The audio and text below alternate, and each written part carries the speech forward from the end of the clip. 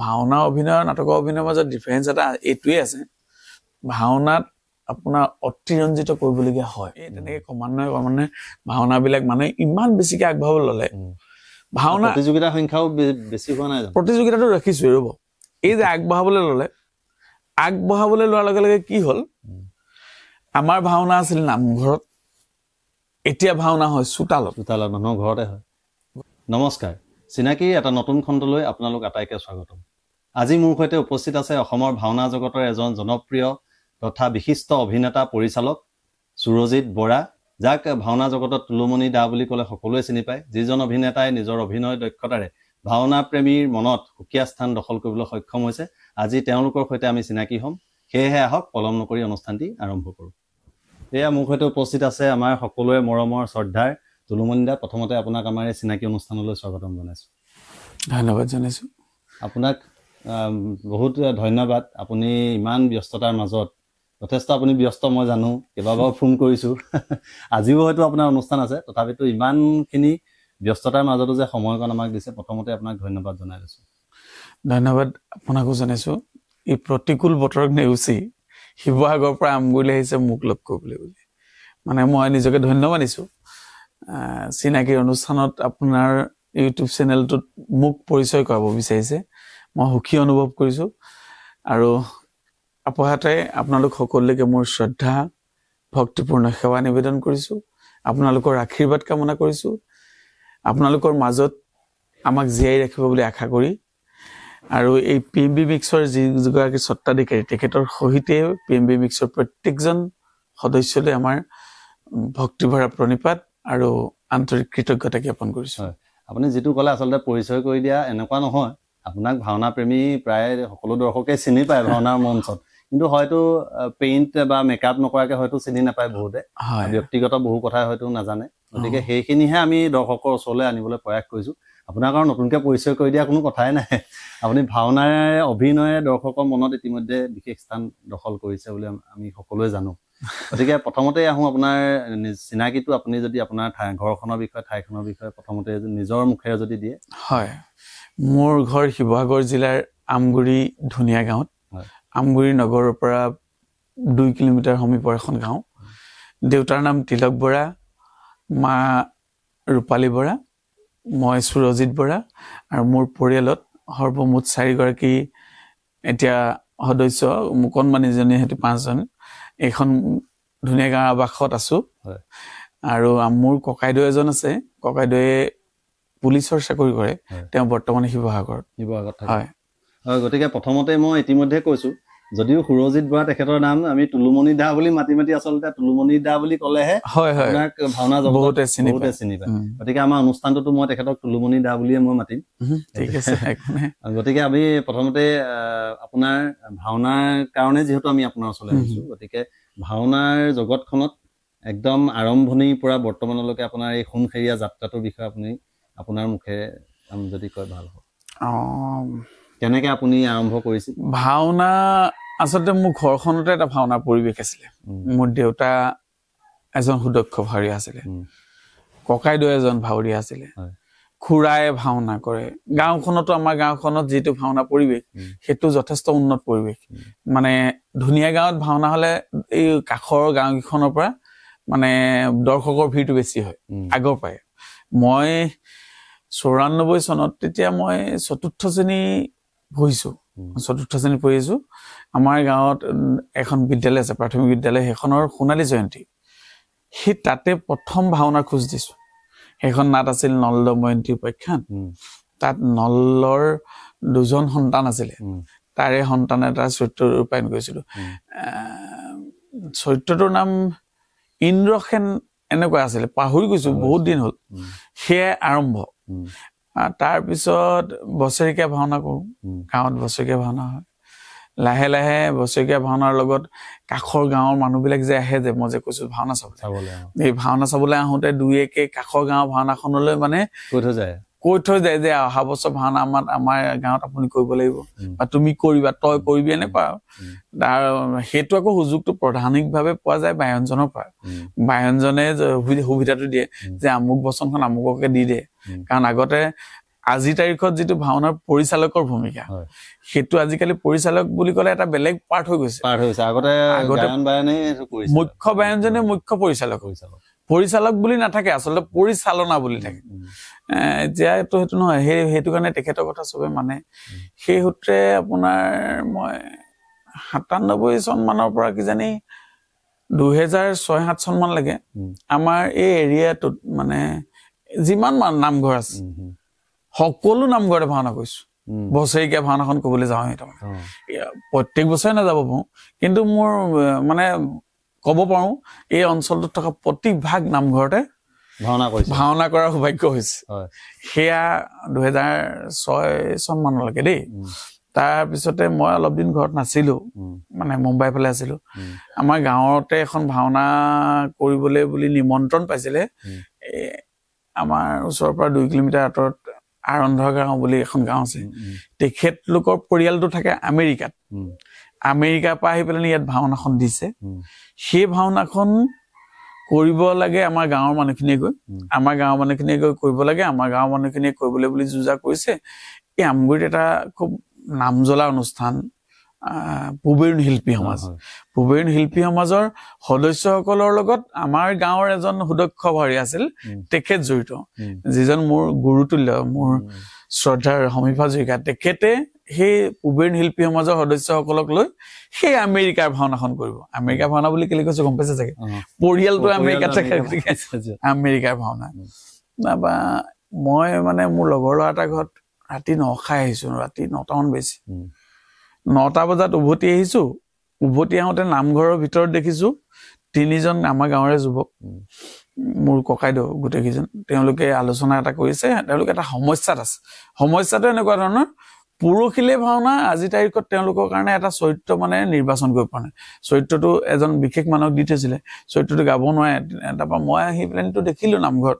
মই আকৌ সোমাই গলো নখাইছো ৰাতি 9টা বজাৰ কথা আঘোণমহীয়া কথা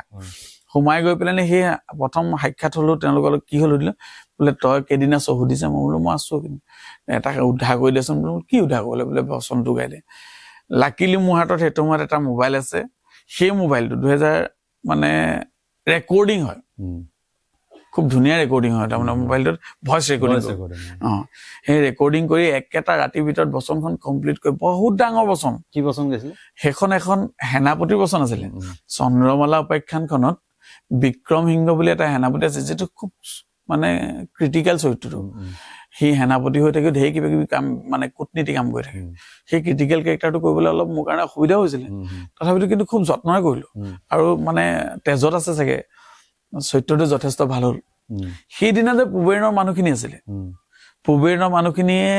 মোক মনে মনে মানে এটা স্বীকৃতি দি থৈ গৈছে যে আজি ভাওনাখনৰ তুমিয়ে শ্ৰেষ্ঠ অভিনেতা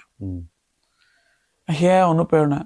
তাৰপিছত পুবেৰুণে ভাওনা কৰিবলৈ ল'লে পুবেৰুণে ভাওনা কৰিবলৈ লোৱাৰ পিছত পুবেৰুণৰ ভাওনালৈ মানে মাজুলী প্ৰতিযোগিতালৈ এসপ্তাহ মান থাকোতে তাৰপৰা খবৰ এটা দিছে যে সেই মাজুলী প্ৰতিযোগিতাত বচন গাব লাগে বচনটো গাবলৈ বুলি গলো সেই আৰম্ভ কৰিলো তাৰ প্ৰতিযোগিতা এখনে আৰম্ভণি সেই আৰম্ভ কোন চনত কৰিছিলে সেইটো 2008 চন বোধ কৰো মানে হেৰি আছিলে এখন আপোনাৰ শ্ৰীকৃষ্ণৰ দ্বাৰকা লীলা হেৰিয়া পৌণ্ডকৰ সেনাপতিটো কৰিবলৈ গৈছো তেতিয়া মোৰ স্বাস্থ্য এইটো নহয় আগতে আজি যিমানটো মোৰ স্বাস্থ্য তেতিয়া মানে মই যথেষ্ট ক্ষীণো আছিলো আৰু মানে ক্ষীণটোত ওখটো বেছি ক্ষীণ এতিয়া শকত গতিকে ঔষধ ধৰিব নোৱাৰে কিন্তু ক্ষীণ হৈ থাকিলে ঔষধ বেছি থাকে সেনাপতিৰ কাৰণে নিৰ্বাচন কৰিলো সেইদিনা যি ভাওনা প্ৰতিযোগিতাখন আৰম্ভ কৰিলো আজি তাৰিখলৈকে মানে চলি আছে কৰিয়ে আছো মানে কতো কোনোদিন বহি থকা নাই তাৰমানে ভাওনা এবছৰ নকৰো বা এমাহ নকৰো এনেকুৱা নাই হোৱা কৰি আছো পূৰ্ণ গতিত কৰি আছো মানে সেই সময়ছোৱাত সুবিধাটো পালো পুবেৰুণত যেতিয়া পুবেৰুণৰ মানে জ্যেষ্ঠ শিল্পীসকল যিকেইজন মোক গোটেইকেইজন গুৰুতুল্য মানে প্ৰত্যেককে মই এই পাহাতে শ্ৰদ্ধাও জ্ঞাপন কৰিছো কাৰণ তেখেতলোকে যদি মোক সেইদিনা মোৰ মূৰত হাতখন এনেকে ফুৰাই নিদিলেহেঁতেন আজি আপুনি মোৰ ওচৰলৈ নাহে আজি মোৰ আছিলে ব্যক্তিসকল বিশেষ ব্যক্তি মোৰ শ্ৰদ্ধাৰ ব্যক্তি মোৰ চিৰদিন গুৰু হৈ থাকিব শ্ৰদ্ধাৰ উদয় দত্তদেৱ শ্ৰদ্ধাৰ কুলেন্দ্ৰ বৰুৱাদেৱ শ্ৰদ্ধাৰ দেৱৰঞ্জন বৰুৱাদেৱ প্ৰকাশ বৰুৱাদেৱ ৰিংকু শৰ্মাদেৱ সঞ্জীৱ শইকীয়াদেৱ এওঁলোকে মানে মোক খুব বেছি মৰমাই লৈছে, খুব বেছি ভাল পায়, আটাইতকৈ সৰু উঠি যায় মই দলটোত। আৰু আমাৰ অত্যন্ত সৌভাগ্যজনক কথাটো এইটোৱেই, মোৰ ককাইদেউৰ সখীয়েক যিজন, সখীয়েকৰ ককায়েকে সেইটো দলত মুখ্য বায়ন হেৰি আছিলে, লোহিত কলিতা, যাক বুটুদা বুলি মাতো, সেই তেখেতো আশীৰ্বাদ আছে মোৰ ওপৰত।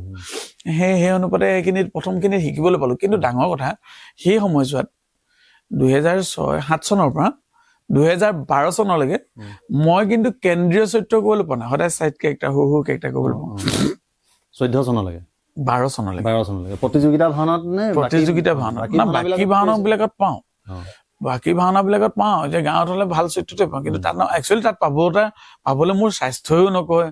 অভিজ্ঞতাও নকয়। কাৰণ দেৱৰঞ্জন বৰুৱা য'ত বিৰাজমান, য'ত কুলেন্দ্ৰ বৰুৱা বিৰাজমান, য'ত আপোনাৰ স্বৰূপ শইকীয়াও আছে, তেনেকুৱা বলিষ্ঠ অভিনেতা কেইজন থাকোতে মই কেনেকে পাম? তেনেকুৱা কথাটো আছে, নথকা নহয়। মানে সেইটো নিদিও নহয়, মোতকৈ তেওঁলোক উপযোগী। সেই সূত্ৰে মই তেতিয়া পোৱা নাছিলো। কিন্তু কালক্ৰমত এনেকুৱা এটা হ'ল, 2012 চনত মণিকাঞ্চন ভাওনা দলৰ জন্ম হৈছে। 2012 চনত জন্ম হোৱাৰ মূল কাৰণটো অন্য একো নহয়, প্ৰবীণে ভাওনা প্ৰতিযোগিতা নকৰো বুলি ক'লে। প্ৰবীণ এটা সামাজিক অনুষ্ঠান, প্ৰবীণ শিল্পী সমাজ চব কৰে, ভাওনা কৰে, নাটক কৰে, সংগীতৰ অনুষ্ঠান কৰে, খেলৰ অনুষ্ঠান কৰে, চব কৰে, খুব ভাল অনুষ্ঠান। সেই 1 বছৰমান মানে নাটক বিলাকত দুৰ্বলতা অহাৰ কাৰণে দলটোৱে মানে প্ৰতিযোগিতাত সফল নোহোৱা হ'ল। তাত এটা সমস্যা হয়, মানে প্ৰবীণ শিল্পী সমাজৰ সমিতিখন বদলি হৈ থাকে, ছেক্ৰেটাৰীজন বদলি হৈ থাকে। যেতিয়া এজন ছেক্ৰেটাৰীৰ দিনত যেতিয়া মানে লষ্ট হয়তো প্ৰতিযোগিতাখন কৰিবলৈ, তেতিয়া প্ৰতিযোগিতাটোকে নকৰো বুলি ক'বলৈ। কিন্তু ভাওনা কৰি থকা মানুহ বহুত আছে ন, যি ভাওনা প্ৰতিযোগিতা কৰিবলৈ হেঁপাহ কৰে। সেই সূত্ৰে মানে প্ৰবীণে যদি নকয়, বেনাৰখন আমি বেলেগকৈ কওঁ। মণিকাঞ্চনৰ জন্ম হ'ল। সেই মণিকাঞ্চনৰ প্ৰথম ভাওনা সাফল্যিং ভাওনা কম্পিটিশ্যন, সেইখনত মই অৰ্জুনৰ চৰিত্ৰ কৰিছো, দুৰ্যোধনৰ অৰুভংগ। অৰ্জুনৰ চৰিত্ৰ আপুনি জন্মলগ্নৰ পৰা আছে মণিকাঞ্চন? জন্মলগ্ন মানে আপোনাক কি কম, এতিয়া মানে জন্মদিনা মই ৰাজনীতি কৰিছো, এনেকুৱা কথা হৈছে। নাপায়, ৰাজনীতিটো ভাল নীতি আকৌ দেই, মই বেয়া বুলি নাই কোৱা। মহিলা চৰিত্ৰ দুৰ্যোধনৰ অৰুভংগত যিকেইটা চৰিত্ৰ আছে, দ্ৰৌপদী, গান্ধাৰী, কুন্তি, এই চৰিত্ৰকেইটা খুব সৰু সৰু চৰিত্ৰ। মানে নাটকখনত প্ৰাধান্যতাটো কম, 1 বা 2টা চিন। সেইটো সময়ত যিবিলাক মহিলা চৰিত্ৰ কৰি থকা মানুহ আছে, তেওঁলোকৰ কাৰণে এটা কথাটো হৈছে কি, মুখ্য চৰিত্ৰ এটা কৰিবলৈ পালে ভাল পায়। সেইটো সময়ত মুখ্য চৰিত্ৰ যেতিয়া নাই, কোনো মহিলা চৰিত্ৰ নকৰে। আমাৰ মণিকাঞ্চনত মহিলা চৰিত্ৰ কৰিবলৈ মূল চৰিত্ৰ এটা যদি কাৰোবাক দিবলৈ, গান্ধাৰী চৰিত্ৰটোকে যদি কাৰোবাক দিবলৈ হয়, মই নকৰো দে, মই বেলেগ কিবা এটা কৰিম, এনেকুৱা ধৰণৰ, বা নহলে মোৰ বেলেগত ব্যস্ত আছে, এনেকুৱা ধৰণৰ ক'বলৈ। মই স্বইচ্ছাই কৈছো, সেইটো সময়ত মই মাইকী ভাষণো গাই আছিলো। মহিলা চৰিত্ৰ কৰিছিলো, মহিলা চৰিত্ৰ কৰি আছিলো, প্ৰবীণৰ পৰাও মহিলা চৰিত্ৰ কৰিছো, মাইকী ভাষণ গাই আছিলো। গাই থাকোতে বচন কোনে কোনে নাগায় মই গম পাইছো। এটা কাম কৰক, মই আমাৰ মণিকাঞ্চনৰ হেৰিয়াক কৈছো, সম্পাদকক কৈছো, আপুনি মোৰ নামত গান্ধাৰী চৰিত্ৰটো লিখি দিয়ক। আপোনাক হাতৰ পৰা যদি কাইলৈ বচনখন কোনোবাই কাহিনী নিয়ে, মই বচনেই নাগাওঁ। লিখি দিলে গান্ধাৰী সুৰজিত বৰা। পিছদিনা গান্ধাৰী বচন মোৰ হাতলৈ নাহিলে, ঘৰৰ পৰা লৈ গৈছে। কোনে গাইছে সেইটো পিছৰ কথা, লৈ গল। তাৰমানে সেইটো এটা ৰাজনীতি বুলি কৈছো। তেনেকুৱা কাম কৰি পেলাই নি ভাওনাখনলৈ লৈ গলো। তাত মই ফাইনেলি অৰ্জুনহে গাবলৈ পালো। অৰ্জুন গাবলৈ পালো। আৰু মোৰ মানে খুব সৌভাগ্যৰ কথা এইটোৱেই, মোৰ ওপৰত অগাধ বিশ্বাস কুলেন্দ্ৰ বৰুৱাদেৱ, মোৰ যিজন চিৰদিন গুৰু হৈ থাকিব। ইমান বিশ্বাসত মানে মোৰ অৰ্জুনৰ চৰিত্ৰটো গুৱাইছে। আৰু সেইটো সময়ত মানে মোৰ মানুহৰ চকুত পৰি গৈছো, মানে মই গান্ধাৰী গোৱাটোও কোনোবাই হজম নকৰে। সেইটো সময়ত যদি মই অৰ্জুন গাওঁ, তেতিয়া আৰু জ্বলাব মানুহ আছে। কিন্তু অৰ্জুন গাই পেলাই মই সেইদিনা সফল হবলৈ মানে এই হুৱে বায়ে মানুহৰ আক্ৰমণৰ মানে কথাৰ আক্ৰমণ পাইছো। মোৰ কাৰণে চেলেঞ্জ আহি গৈছে। ইফালে মই গুৰুজনেও চেলেঞ্জ কৰিছে মোক লৈ, কাৰণ ইয়াক মই গোৱালে ভাওনাখনে গতি পাব। আৰু সত্য কথা, ভগৱানৰ আশীৰ্বাদ, সেয়াই প্ৰথম কেন্দ্ৰীয় চৰিত্ৰ কৰিবলৈ পাইছো। সেই কেন্দ্ৰীয় চৰিত্ৰত প্ৰথমবাৰলৈ অভিনেতা পাইছো তো সেই প্ৰথমবাৰতে পালে আপুনি প্ৰথমবাৰতে পাইছো শ্ৰেষ্ঠ অভিনেতা তৃতীয় শ্ৰেষ্ঠ অভিনেতা পাইছো কিন্তু তেতিয়া যথেষ্ট বলিষ্ঠ অভিনেতা আছে নাই আপোনাৰ বিষ্ণু বৰাদেৱকতো চবেই জানে দিলীপ শইকীয়াদেৱক চবেই জানে দীপেন দত্তক চবেই জানে সেইটো সময়ত সাংঘাতিক অভিনেতা আজিকালি ভাৱৰীয়াবিলাকে কিমান ভাওনা কৰে মই নকওঁ বেয়া কৰে বুলি কিন্তু আজিৰ তাৰিখত ভাওনাৰ অভিনয়টো এনেকুৱা মানে আপোনাৰ সংলাপ সেই কথাখিনিলৈ আহিম ভাওনা অভিনয় কেনেকুৱা আচলতে হোৱা উচিত এইটো আমাৰ কেইজনমান দৰ্শকেও সেই প্ৰশ্নটো আপোনালৈ আগবঢ়াই থৈছে সেইটো মই সুধিম বাৰু মই থোৰতে এইটো কৈছো সেইটো সময়ত মানে ভাৱৰীয়া বিলাকে সম্পূৰ্ণ 4টা দিশা অৱলম্বন কৰে আংগিক বাচিক সাত্বিক আহাৰ্য গোটেইকেইটা একেলগে কেৰি কৰিব পাৰে এজন অভিনেতাই আংগিক বাচিক সাত্বিক আহাৰ্যটো এই 4টা লৈ পেলাই অভিনয় কৰাটো সেইজন আটাইতকৈ বলিষ্ঠ অভিনেতা সেই অভিনেতাসকলৰ লগত মানে তৃতীয় শ্ৰেষ্ঠ অভিনেতা পোৱাটো মোৰ কাৰণে খুব সৌভাগ্য কথা সেয়া তাৰপিছৰ পৰা ধাৰাবাহিকভাৱে কৰি আছে আপুনি নিৰ্দিষ্ট কোনো দলৰ হৈ প্ৰতিযোগিতা কৰে নে যিকোনো দলে আপোনাক যদি নিমন্ত্ৰণ জনায় আপুনি কৰে প্ৰথম কথাটো হ'ল মণিকাঞ্চন মোৰ নিজৰ ঘৰ মণিকাঞ্চন ভাওনা দলে যদি প্ৰতিযোগিতা কৰে তেতিয়াহ'লে মই বেলেগ দলৰ হৈ কৰিব নোৱাৰো আৰু মণিকাঞ্চনে যেতিয়া নকৰে স্থানীয় দলগিটাই যদি ক'ৰবাত প্ৰতিযোগিতা কৰে সেই দলগিটাৰ এগেইনষ্টত মই কাৰোবাৰ লগত কৰিবলৈ বেয়া পাওঁ এইটো মোৰ অন্তৰাত্মাই নকয় স্থানীয় দলগিটাই যদি নকয় শিৱসাগৰৰ দলৰ পৰা মই যদি প্ৰতিনিধিত্ব কৰিবলৈ পাওঁ মই সুখী হয় বোলে শিৱসাগৰ তাৰমানে কি হয় এইটো ঘৰেই ন সেই তেনেকে প্ৰত্যেক দলেই মাতে যদি মোক আজি ধৰক শিৱসাগৰ দল এটাও মাতিছে যোৰহাটৰ দল এটাও মাতিছে মোৰ পৰা কিন্তু ফাৰ্ষ্ট প্ৰিফাৰেঞ্চটো শিৱসাগৰ দলতে পাব মই স্পষ্টকৈ কওঁ তাৰমানে কি হয় শিৱসাগৰ মোৰ ঘৰৰ মানুহখিনি বিপৰীতে কৰিবলৈ মই বেয়া পাওঁ তেনেকুৱা কথা বেলেগ দললৈ যাওঁ আপুনি ক'লে এতিয়া ভাওনা জগতখনলৈ কেনেকে আহিলে সেইটো আপুনি ক'লে আমি গম পালো বা কোনে আপোনাক আগবঢ়াই নিলে কিন্তু অভিনয়টোতো আপুনি শিকিবলগীয়া হয় ন অভিনয়টো আপুনি কাৰ পৰা শিকিছিলে কেনেদৰে শিকিছিলে নে কাৰোবাক অনুসৰণ কৰি কাৰোবাক চাই শিকিছিলে নে কোনোবাই আপোনাক মানে শিকাইছিলে ক'ৰবাত আপুনি প্ৰশিক্ষণ লৈছিলে অনুসৰণ মানে এনেকুৱা প্ৰশিক্ষণো ভাওনা প্ৰশিক্ষণ নাই লোৱা মোৰ সৌভাগ্যৰ কথাটো এইটোৱেই মই পূবেৰ নৈ শিল্পী সমাজখন সেই শিল্পী সমাজখনৰ মাজলৈ যোৱাটো মোৰ প্ৰথম সৌভাগ্য সেই শিল্পী সমাজখনৰ মাজলৈ যাওঁতে মই উদয় দত্তদেৱৰ সান্নিধ্য পাইছো উদয় দত্তদেৱৰ জৰিয়তে doctor Jagannath Mahanta sir Nrityaratna Jagannath Mahanta sir তেখেত এতিয়া ঢুকাই গ'ল আজি মই মানে য'তেই থাকো মই তেখেতক স্মৰণ নকৰাকে ভাওনা নাই কৰা তেখেত নৃত্যৰত্ন তেখেতৰ যিবিলাক অভিনয় কৌশল তাৰপিছতে উদয়দাৰ ভাগৰ যিবিলাক অভিনয় কৌশল মানে আপুনি অতি সহজে দৰ্শকৰ মাজত যাব পাৰে আৰু তেখেতলোকে মোক মানে খুব ভালকৈ শিকাইছে এইটো এনেকে কৰ এইটো তেনেকে কৰ এইটো এনেকে হ'ব লাগে এই প্ৰতিটো দিশ দেখুৱাইছে তাৰপিছতে মই কুলেন্দ্ৰ বৰুৱাদেৱে ভাৱ বিনিময় মই নাভাবো হয়তো আছে কিন্তু মোৰ দৃষ্টিত কুলেন্দ্ৰ বৰুৱাৰ ওপৰত কোনোবাই ভাৱ বিনিয়োগটো কেনেকে কৰিব লাগে কোনোবাই যদি আছে বুলি কয় মই মানি ল'বলৈ টান পাওঁ ইমান সুন্দৰ বিনিয়োগ কেনেকে কৰিব লাগে ভাৱটো কেনেকে প্ৰকাশ কৰিব লাগে ধুনীয়াকে শিকাই দিলে সেয়া আৰম্ভণি আৰু তাৰপিছত পূবেৰ নৈৰ মানুহখিনিতো প্ৰত্যেকজন একোজন দক্ষ অভিনেতা তাৰপিছতে লাহে মানে মণিকাঞ্চনলৈ যেতিয়া আহিলো মণিকাঞ্চনৰ এটা থিংক টেংক আছে আপোনাৰ উৎপল খনিকৰদেৱক আপুনি চিনি পায় উৎপল খনিকৰদেৱ সৌৰভ শইকীয়াদেৱ কুলেন্দ্ৰ বৰুৱাদেৱ তাৰপিছত আপোনাৰ দেৱৰঞ্জন বৰুৱাদেৱ দীপক গগৈদেৱ এই 5জনৰ কথাই কৈছো এই 5জনেই যিটো আলোচনা কৰিব পাৰে তাৰ লগত মোকো চামিল কৰে আলোচনাৰ মাজত যিটো অভিনয় ওলাব মানে আপোনাক আলোচনাটোতে একোটা ডাঙৰ ভাৱ দেখুৱাই দিয়ে ভাৱটোৰ যোগেদি আপুনি অভিনয়টো শিকি ল'ব পাৰে সেইভাগে এনেকুৱা বেলেগ কথা নাই মই ক'ৰবাত কৌশলগতভাৱে শিকা নাই আপুনি এতিয়াতো ভাওনাত আপুনি ক'লে যে বহুত ভাওনা কিমান ভাওনা কৰিলে তাৰতো কোনো হিচাপেই নাই চাগে হাজাৰৰ ওপৰতে হ'ব নিশ্চয় হাজাৰ হ'ল চাগে কিন্তু হাজাৰ কি চৰিত্ৰত আপুনি অভিনয় কৰিছে আৰম্ভণিৰ পৰা এতিয়ালৈকে একেবাৰে মই আপোনাক যদি চমুকে উত্তৰটো দিওঁ আজিলৈকে কৈ নাই পোৱা নাৰদ আজিলৈকে কৈ পোৱা নাই সূত্ৰধাৰ আৰু প্ৰহ্লাদ কৈ পোৱা নাই বাকী সকলো প্ৰহ্লাদৰ লগৰীয়া প্ৰহ্লাদ এইখিনি কৈ পোৱা নাই নাৰত কৈ পোৱা নাই আৰু আপোনাৰ সূত্ৰধাৰ নাচি পোৱা নাই। বাকী মানে আমাৰ যি ঋণাত্মক চৰিত্ৰবিলাক দৈত্য ঋণাত্মক ধনাত্মক ঋষি সকলো চৰিত্ৰ কক্ষিপু হিৰণ্যাক্ষ সকলো কৰিছে মানে কক্ষিপু নকৰিলো কিন্তু কক্ষিপুৰ লেভেলকে একটা কৰিছো তাৰপিছত আপোনাৰ মহিলা চৰিত্ৰ আপুনি কি কৰিছে সেইটো আজি একদম প্ৰথম আজি গম পালো যে আপুনি মহিলাও কৰিছিলে আজিহে গম পাইছো মহিলাও আজি গম পাব মহিলা চৰিত্ৰ মই সতী কৰিছো দিতি কৰিছো কায়াধু কৰিছো সীতা কৰিছো চিত্ৰাংগদা কৰিছো ভাল চৰিত্ৰ দেই আপোনাৰ আগতেতো কাল্পনিক নামবিলাক বেছি চলে ন তাত সবিতা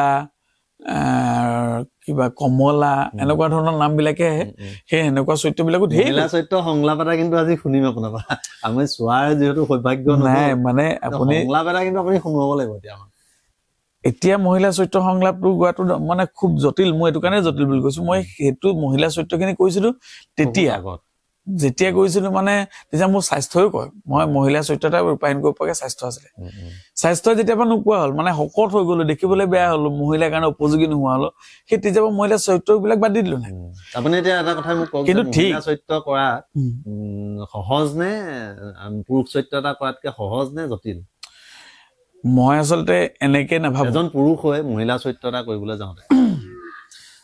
এতিয়া পুৰুষ হৈ পেলাই মহিলা চৰিত্ৰ এটা কৰিবলৈ যোৱাটো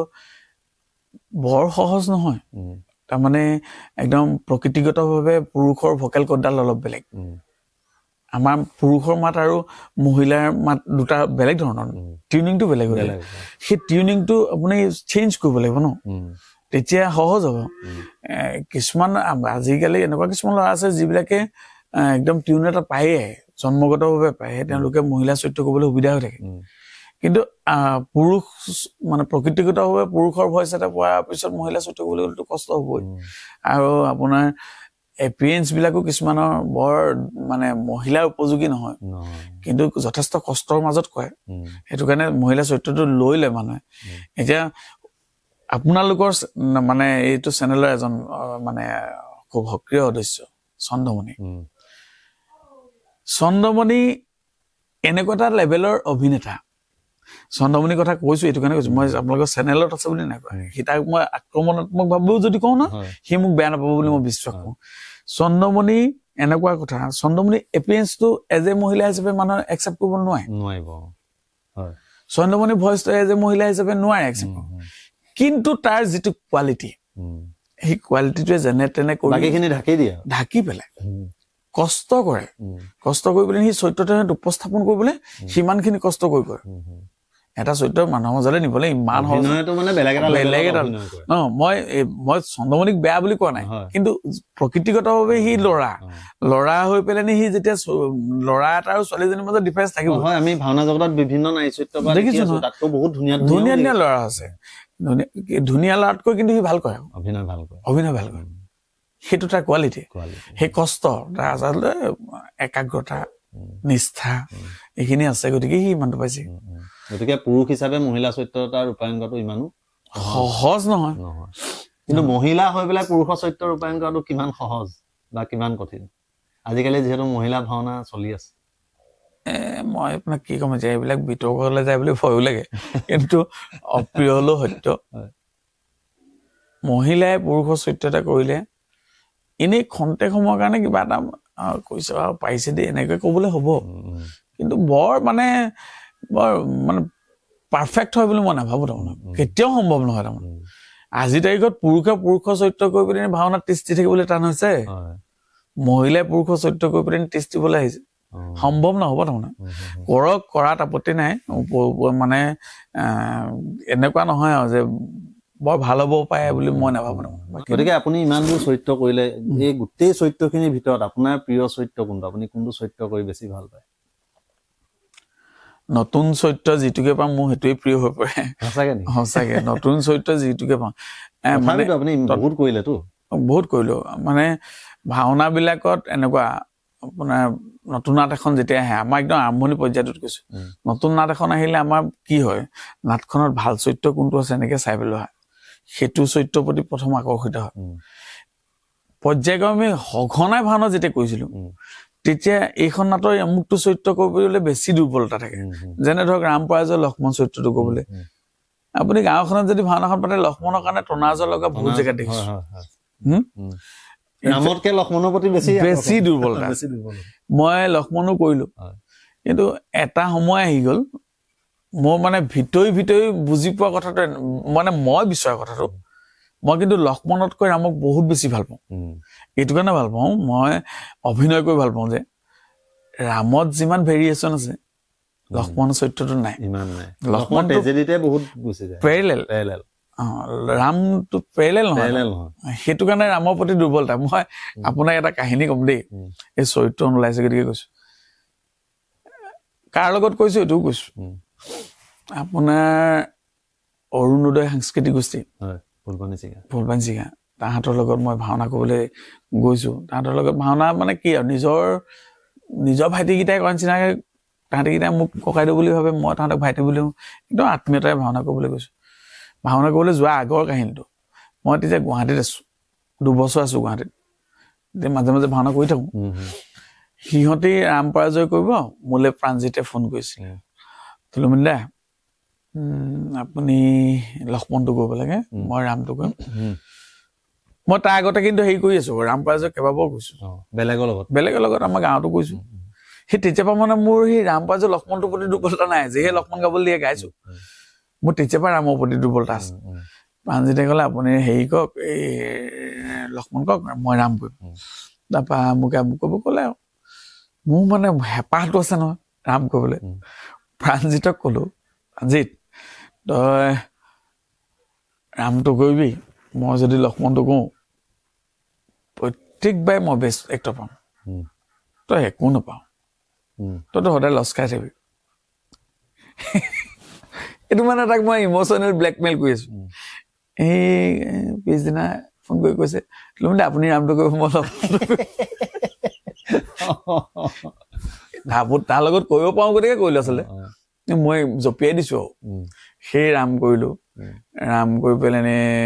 মই ৰামত আকৌ বিশেষ সফল নাই হোৱা দেই ৰামত প্ৰথমবাৰ বিচাৰকৰ বিশেষ বঁটা পাইছো তাৰপিছত নাই পোৱা কিন্তু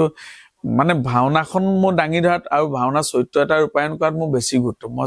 নিজৰ চৰিত্ৰটো কোনোবাখিনিত দলিয়াইও মই ভাওনাৰ দল যদি প্ৰতিযোগিতা কৰিবলৈ যাওঁ দলটোৱে কিন্তু পোৱাত মোৰ বেছি প্ৰাধান্য দিওঁ কোনোবা এখিনিত ৰামটোৱে নিচিঞৰিলেও হয়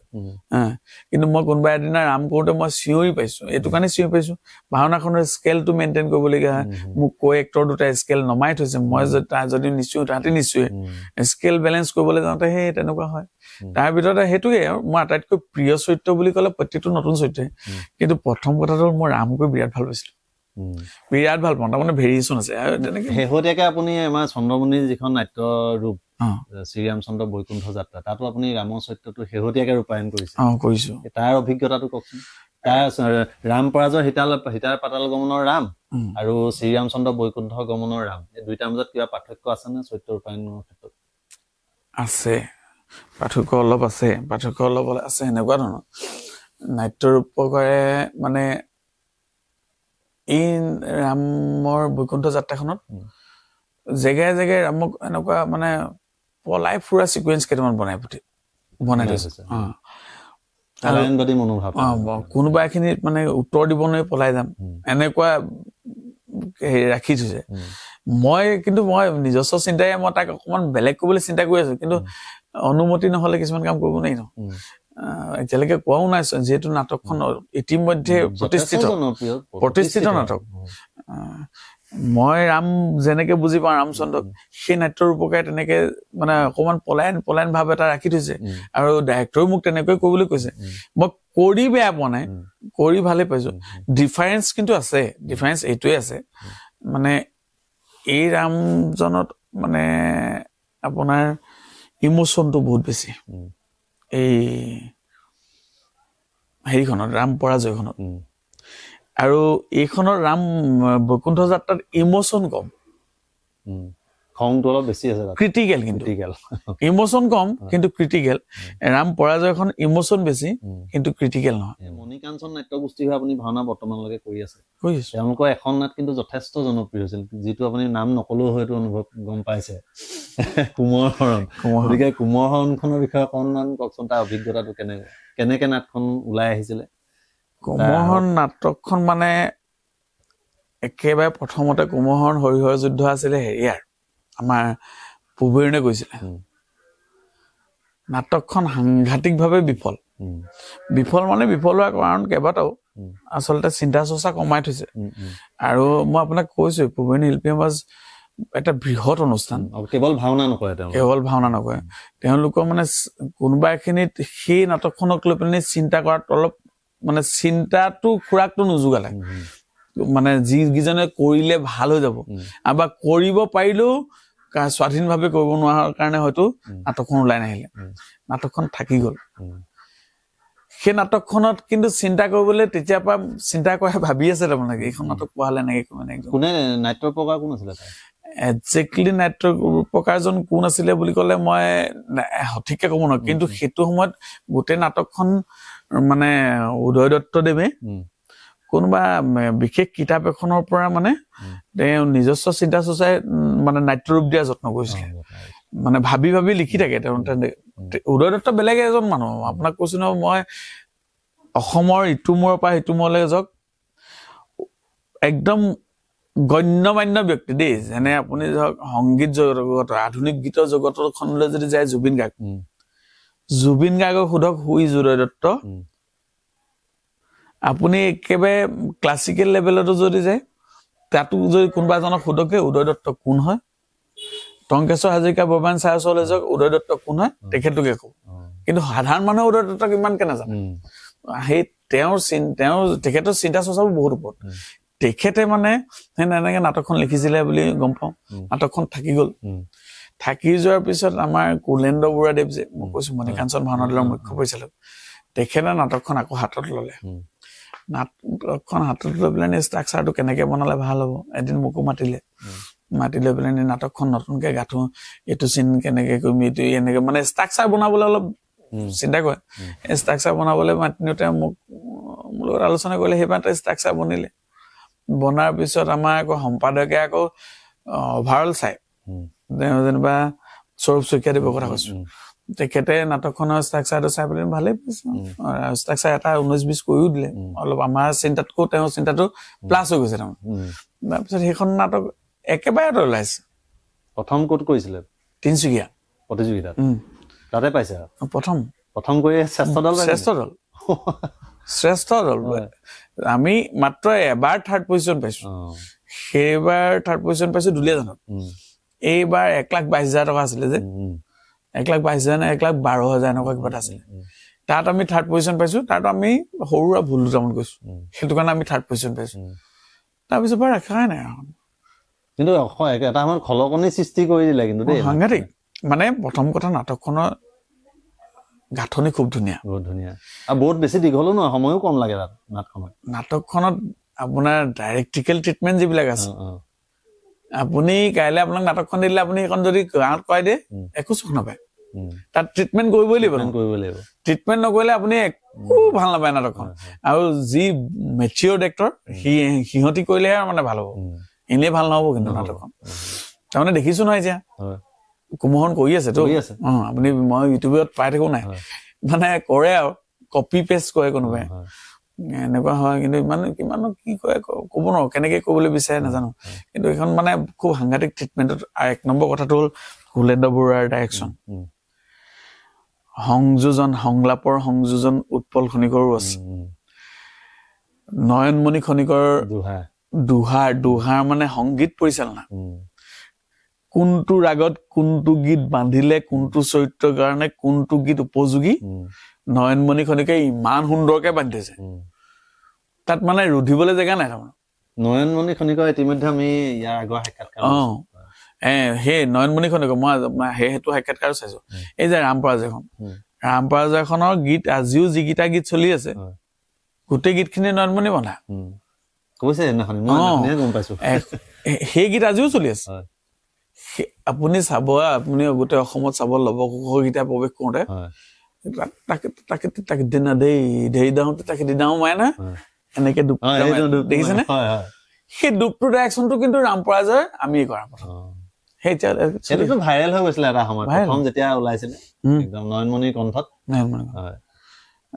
ভাইৰেল হৈ গৈছে। সেই নয়নমণিৰ সংগীত পৰিচালনা, কুলেন্দ্ৰ বৰুৱাৰ ডাইৰেকশ্যন, আমি আৰু লগত থাকো আৰু কুলেন্দ্ৰ দাৰ লগত তুমি এইটো চাই দিবি বুলি ক'লে অকমান বোলে চাই মেলি দিবলগীয়া কি আৰু নিজে কৰিবগৈ লাগে। আপুনি কৃষ্ণ চৰিত্ৰ ৰূপায়ণ কৰিছে? কৃষ্ণ। মই প্ৰথমতে অকমান আগত কথাটো সুধিছিলো আপোনাক, আপুনি কবলৈ লওঁতে ৰখাই দিলো যে ভাওনাৰ অভিনয়, এই কথাটো কিন্তু আমাৰ দৰ্শকেও প্ৰশ্নত আপোনাক সুধিবলৈ দিছে, মোলৈ মেছেজ কৰিছে যে ভাওনাৰ অভিনয় এতিয়া আমি শুনি থাকো, মই কেতিয়াবা শুনো আৰু যে নাটকৰ অভিনয় আৰু ভাওনাৰ অভিনয় আজিকালি একে হৈ গৈছে বুলি মানে কয়। গতিকে ভাওনাৰ অভিনয়টো কি অলপ বেলেগ হ'ব লাগে? মই এইটো কথাত মই কনফিউজ, মানে নাটকৰ অভিনয় কোনখিনি মই সেইটো নাজানো। তাৰমানে মই সেইটো নাটকৰ অভিনয় কোনখিনি আৰু ভাওনাৰ অভিনয় কোনখিনি, মানে মই অভিনয় ক'তো মই উল্লেখ পোৱা নাই। মানে অভিনয় দৰ্পণো যদি চাই, অভিনয় য'তে চাওক আপুনি অভিনয়টো সংলাপ প্ৰক্ষেপণটো বোলে এনেকুৱাহে হ'ব লাগে, অভিনয়টো বোলে এনেকুৱাহে হ'ব লাগে, সেইটো ক'তো উল্লেখ নাই, মই নাই পোৱা। তাৰমানে যদি আছে কেনেবাকে নাজানো। কিন্তু নাটকৰ অভিনয়, আজি ভাওনাৰ নাট বুলিহে কৈছে, কিন্তু গোটেই বিষয়টোতো নাটকে ন। নাটকে। কিন্তু আগৰ আমি সৰু হৈ থাকোতে যিবিলাক আমাৰ গাঁৱৰ ভাওনা বিলাক চাইছিলো, নিজৰ মানে পুৰণা শৈলীত যিবোৰ ভাওনা কৰিছিলে, তাত এটা সুৰ এটা আছিলে, আপুনি আছিলে, সেই সুৰটো কিন্তু আজিকালি শুনিবলৈ নাপাওঁ। মানে কি হয়, লাহে লাহে মানুহ বিলাকে নাটক বা চিনেমা এনেকে বিলাক চাই চাই মানুহে সোৱাদটো পায় ক'ত, য'ত সোৱাদ পাব সেইটো। আপুনি কেতিয়াও লোকেল মাছ খোৱাৰ পিছত চালানী মাছ নাখায়, লোকেল মাছৰ সোৱাদটো আপুনি বেলেগ পাবই ন। এতিয়া আপোনাৰ মানে কথাটো এনেকুৱা হৈছে, নাটক এখন যেতিয়া একেবাৰে জীৱনৰ লগত মিলি যায়, নাটকৰ চৰিত্ৰ এটা, সংলাপ প্ৰক্ষেপণ বিলাক আপুনি মই এতিয়া কথা পাতি থাকোঁতে যেনেকে পাতি আছো, তেনেকে নাটকখনৰ সংলাপ বিলাক কৈ দিয়ে, ভাল লাগি যায়, সহজ হৈ পৰে নাই, লাহেকে সোমাই যায়। এতিয়া আগৰ দিনত ভাওনাৰ সংলাপ বিলাক যেনেকুৱা আছিলে, লেনিয়াই কোৱা, দীঘল সুৰ এটা লগাই কোৱা, স্বৰ্গৰ দেৱতা মৰ্ত্যৰ মানৱ পাতালৰ বাসুকী এনেকে আছে। কিন্তু এতিয়াতো নকয়, এতিয়া এইটো কাৰণে নকয় মানে সংলাপ প্ৰক্ষেপণ বিলাক শুৱলা কৰিবলৈ হলে, মানুহে ভাল পালেহে মানুহে চাব ভাওনা। সংলাপ প্ৰক্ষেপণ কেইটা যদি আপোনাৰ শুৱলা নহয়, যদি সুৰ লাগি যদি যায়, আমনিদায়ক যদি হয়, ভাওনাই নোচোৱাব ন। সংলাপ প্ৰক্ষেপণতেই অলপ মানে ডিফাৰেঞ্চ আছিলে, এতিয়া সেই ডিফাৰেঞ্চটো নাইকিয়া হ'ল। ভাওনা আপুনি কি কৈছে, ভাওনা আৰু নাটকৰ মাজত, অভিনয়ৰ মাজত ভাওনা অভিনয় নাটকৰ ভাওনা অভিনয় নাটকৰ অভিনয়ৰ মাজত ডিফাৰেঞ্চ এটা এইটোৱে আছে, ভাওনাত আপোনাৰ অতিৰঞ্জিত কৰিবলগীয়া হয়, অতিৰঞ্জিত কৰিবলগীয়া হয়। আপুনি একদম সৰল কথাটো এনেকুৱা, ভীমৰ চেলাউৰি কচা কেতিয়াও এনেকুৱা ইমান ওপৰেদি যোৱা নাছিল, বা আপোনাৰ মোৰ যি কোচা চেলাউৰি, সেই চেলাউৰি কোচা কেতিয়াও মানে এনেকুৱাই থাকিব, বেলেগ নহয়তো। কিন্তু ভাওনাত আপোনাৰ ভাওনাৰ মেকআপটোত অলপ বেছিকৈ আহে, মুচকোচা অলপ বেছি ডাঙৰকৈ ৰাখে, এইটোতে অলপ অতিৰঞ্জিত হয়। সেই অতিৰঞ্জিতটো যদি নকৰে, তেতিয়াহ'লে ভাওনাৰ বস্তুটোৰ প্ৰতি মানে মানুহৰ কিবা সোমাই যাবলৈ কিবা এটা কোনোবাখিনি অসুবিধা হয়। এইটো সাহায্য এটা মানে পাৰ্টো। তাৰপিছত অভিনয় মানে ডিফাৰেঞ্চ কিবা এটা হ'ব লাগে বুলি মই দেখাও নাই, ভবাও নাই। মই নাটক কৰিলেও যদি কওঁ, ভাওনা কৰিলেও একেভাগে কৰিম। ভাওনাত খালি মই আংগিক অভিনয়টো অলপ সহজ কৰি দিওঁ, এইটো কাৰণে কওঁ। আপোনাৰ ভাওনাত এনেকুৱা কিছুমান দৰ্শক থাকে, যিবিলাক দৰ্শক মানে একদম চহা মানুহ, কাণেৰে শুনে চকুৰে নেদেখে, চকুৰে দেখে কাণেৰে নুশুনে, দুজন বিশেষ দৰ্শক। ধৰি লওক সহস্ৰ দৰ্শকৰ মাজত দুজন বিশেষ দৰ্শক, কাণেৰে যিজনে শুনে সেইজনে চকুৰে নেদেখিব পাৰে, আৰু চকুৰে যিজনে দেখে সেইজনে কাণেৰে নুশুনিব পাৰে। সমান্তৰালকে যদি দুইজনে চাই আছে, দুইজনে বুজি পাব, দুইজনকে মই বুজাব লাগিব। সেইটো কাৰণে দুটা বিষয়ৰ ওপৰত বেছি গুৰুত্ব দিবলগীয়া হয়, এক সংলাপ প্ৰক্ষেপণ, এটা আংগিক অভিনয়। এতিয়া আমাৰ ভাওনাত কি হয় ভাওনাত এটা অভিনয় পাৰ্ট গ্ৰীবা কৰ্ম বুলি আছে গ্ৰীবা কৰ্ম মানে ডিঙিৰ ওপৰ অংশ কৰা কাম মানুহজনক মাতিলে ঐ এইফালে আহ বুলি মাতিলো হয় এইফালে আহ বুলি মতা কণাজনে নেদেখে শুনিলে তেওঁ গম পাইছে কিন্তু কলাজনে গম পোৱা নাই তেওঁতো গম নাপালে তেওঁ এনেকুৱা এটা কিবা এটা কৰিব লাগিব তাৰমানে সেই কামটো হৈছে আংগিক অভিনয় সেই আংগিক অভিনয়টো প্লাছ থাকে নাটক বিলাকত যেনিবা সেইটো এড কৰি নথয় লাহে লাহে আপোনাৰ অনুভৱ হয় নেকি যে ভাওনাৰ প্ৰতি মানুহ অকণমান যেন সেইটো কমি গৈছে আকৰ্ষণটো কমি গৈছে মোৰ একদম ব্যক্তিগত অনুভৱ এটা কম দেই মানুহ আজিকালি হয়তো চাগে মই নিজক পৃথককৈ কোৱা নাই মানুহ আজিকালি দেখাৱাত যায় নিজকে দেখাব বিচাৰে আমুকে ভাওনা দিছে ময়ো ভাওনা দিম